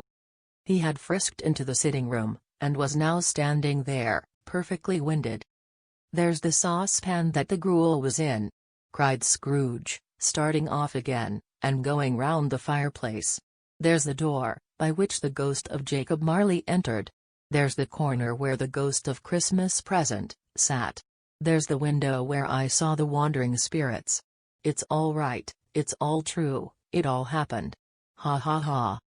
Really, for a man who had been out of practice for so many years, it was a splendid laugh, a most illustrious laugh. The father of a long, long line of brilliant laughs. "I don't know what day of the month it is," said Scrooge. "I don't know how long I've been among the spirits. I don't know anything. I'm quite a baby. Never mind. I don't care. I'd rather be a baby. Hello. Whoop. Hello here." He was checked in his transports by the churches ringing out the lustiest peals he had ever heard. Clash, clang, hammer, ding, dong, bell, bell, dong, ding, hammer, clang, clash. Oh, glorious, glorious. Running to the window, he opened it, and put out his head. No fog, no mist, clear, bright, jovial, stirring, cold, cold, piping for the blood to dance to, golden sunlight, heavenly sky, sweet fresh air, merry bells. Oh, glorious, glorious. "What's today?" cried Scrooge, calling downward to a boy in Sunday clothes, who perhaps had loitered in to look about him. "Eh?" returned the boy, with all his might of wonder. "What's today, my fine fellow?" said Scrooge. "Today?" replied the boy. "Why, Christmas Day." "It's Christmas Day," said Scrooge to himself. "I haven't missed it. The spirits have done it all in one night. They can do anything they like. Of course they can. Of course they can. Hello, my fine fellow." "Hello," returned the boy. "Do you know the poulterers, in the next street but one, at the corner?" Scrooge inquired. "I should hope I did," replied the lad. "An intelligent boy," said Scrooge. "A remarkable boy. Do you know whether they've sold the prize turkey that was hanging up there? Not the little prize turkey, the big one?" "What, the one as big as me?" returned the boy. "What a delightful boy!" said Scrooge. "It's a pleasure to talk to him. Yes, my buck." "It's hanging there now," replied the boy. "Is it?" said Scrooge. "Go and buy it." "Walk-ye-are!" exclaimed the boy. "No, no," said Scrooge, "I am in earnest. Go and buy it, and tell him to bring it here, that I may give them the direction where to take it. Come back with the man, and I'll give you a shilling. Come back with him in less than 5 minutes and I'll give you half a crown." The boy was off like a shot. He must have had a steady hand at a trigger who could have got a shot off half so fast. "I'll send it to Bob Cratchit's," whispered Scrooge, rubbing his hands, and splitting with a laugh. "He shan't know who sends it. It's twice the size of Tiny Tim. Joe Miller never made such a joke as sending it to Bob's will be." The hand in which he wrote the address was not a steady one, but write it he did, somehow, and went downstairs to open the street door, ready for the coming of the poulterer's man. As he stood there, waiting his arrival, the knocker caught his eye. "I shall love it, as long as I live," cried Scrooge, patting it with his hand. "I scarcely ever looked at it before. What an honest expression it has in its face! It's a wonderful knocker. Here's the turkey. Hello. Whoop. How are you? Merry Christmas." It was a turkey. He never could have stood upon his legs, that bird. He would have snapped 'em short off in a minute, like sticks of sealing wax. "Why, it's impossible to carry that to Camden Town," said Scrooge. "You must have a cab." The chuckle with which he said this, and the chuckle with which he paid for the turkey, and the chuckle with which he paid for the cab, and the chuckle with which he recompensed the boy, were only to be exceeded by the chuckle with which he sat down breathless in his chair again, and chuckled till he cried. Shaving was not an easy task, for his hand continued to shake very much, and shaving requires attention, even when you don't dance while you are at it. But if he had cut the end of his nose off, he would have put a piece of sticking plaster over it, and been quite satisfied. He dressed himself all in his best, and at last got out into the streets. The people were by this time pouring forth, as he had seen them with the ghost of Christmas present, and walking with his hands behind him. Scrooge regarded every one with a delighted smile. He looked so irresistibly pleasant, in a word, that 3 or 4 good-humored fellows said, "Good morning, sir. A Merry Christmas to you." And Scrooge said often afterwards, that of all the blithe sounds he had ever heard, those were the blithest in his ears. He had not gone far, when coming on towards him he beheld the portly gentleman, who had walked into his counting-house the day before, and said, "Scrooge and Marley's, I believe." It sent a pang across his heart to think how this old gentleman would look upon him when they met, but he knew what path lay straight before him, and he took it. "My dear sir," said Scrooge, quickening his pace, and taking the old gentleman by both his hands. "How do you do? I hope you succeeded yesterday. It was very kind of you. A Merry Christmas to you, sir." "Mr. Scrooge?" "Yes," said Scrooge. "That is my name, and I fear it may not be pleasant to you. Allow me to ask your pardon. And will you have the goodness here?" Scrooge whispered in his ear. "Lord bless me!" cried the gentleman, as if his breath were taken away. "My dear Mr. Scrooge, are you serious?" if you please," said Scrooge. "Not a farthing less. A great many back payments are included in it, I assure you. Will you do me that favor?" "My dear sir," said the other, shaking hands with him. "I don't know what to say to such munificence." "Don't say anything, please," retorted Scrooge. "Come and see me. Will you come and see me?" "I will," cried the old gentleman. And it was clear he meant to do it. "Thank'ee," said Scrooge. "I am much obliged to you. I thank you 50 times. Bless you." He went to church, and walked about the streets, and watched the people hurrying to and fro, and patted children on the head, and questioned beggars, and looked down into the kitchens of houses, and up to the windows, and found that everything could yield him pleasure. He had never dreamed that any walk that anything could give him so much happiness. In the afternoon he turned his steps towards his nephew's house. He passed the door a dozen times, before he had the courage to go up and knock. But he made a dash, and did it. "Is your master at home, my dear?" said Scrooge to the girl. "Nice girl. Very." "Yes, sir." "Where is he, my love?" said Scrooge. "He is in the dining room, sir, along with mistress. I'll show you upstairs, if you please." "Thank'ee. He knows me," said Scrooge, with his hand already on the dining room lock. "I'll go in here, my dear." He turned it gently, and sidled his face in, round the door. They were looking at the table, which was spread out in great array, for these young housekeepers are always nervous on such points, and like to see that everything is right. "Fred," said Scrooge. Dear heart alive, how his niece by marriage started. Scrooge had forgotten, for the moment, about her sitting in the corner with the footstool, or he wouldn't have done it, on any account. "Why, bless my soul!" cried Fred, "who's that?" "It's I, your Uncle Scrooge. I have came to dinner. Will you let me in, Fred?" Let him in. It is a mercy he didn't shake his arm off. He was at home in 5 minutes. Nothing could be heartier. His niece looked just the same. So did Topper when he came. So did the plump sister when she came. So did everyone when they came. Wonderful party, wonderful games, wonderful unanimity, wonderful happiness. But he was early at the office next morning. Oh, he was early there. If he could only be there first, and catch Bob Cratchit coming late. That was the thing he had set his heart upon. And he did it, yes, he did. The clock struck 9. No Bob. 1/4 past. No Bob. He was full 18 minutes and a half behind his time. Scrooge sat with his door wide open, that he might see him come into the tank. His hat was off, before he opened the door, his comforter too.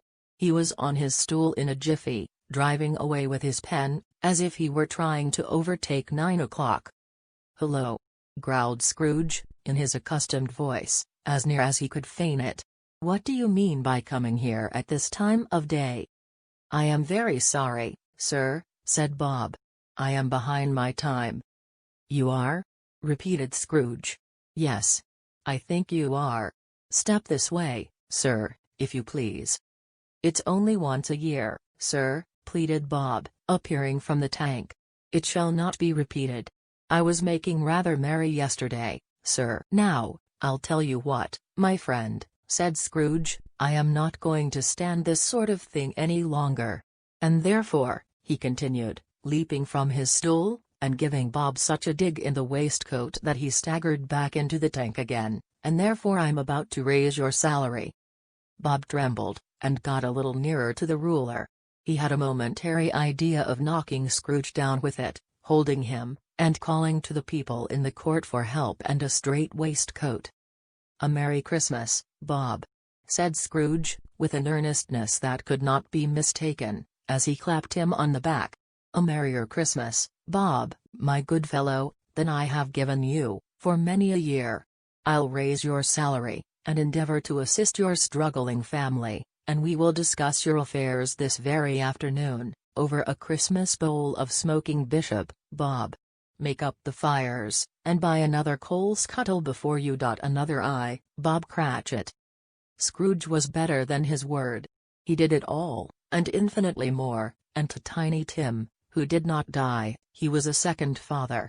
He became as good a friend, as good a master, and as good a man, as the good old city knew, or any other good old city, town, or borough, in the good old world. Some people laughed to see the alteration in him, but he let them laugh, and little heeded them, for he was wise enough to know that nothing ever happened on this globe, for good, at which some people did not have their fill of laughter in the outset, and knowing that such as these would be blind anyway, he thought it quite as well that they should wrinkle up their eyes in grins, as have the malady in less attractive forms. His own heart laughed, and that was quite enough for him. He had no further intercourse with spirits, but lived upon the total abstinence principle, ever afterwards, and it was always said of him, that he knew how to keep Christmas well, if any man alive possessed the knowledge. May that be truly said of us, and all of us. And so, as Tiny Tim observed, God bless us, everyone.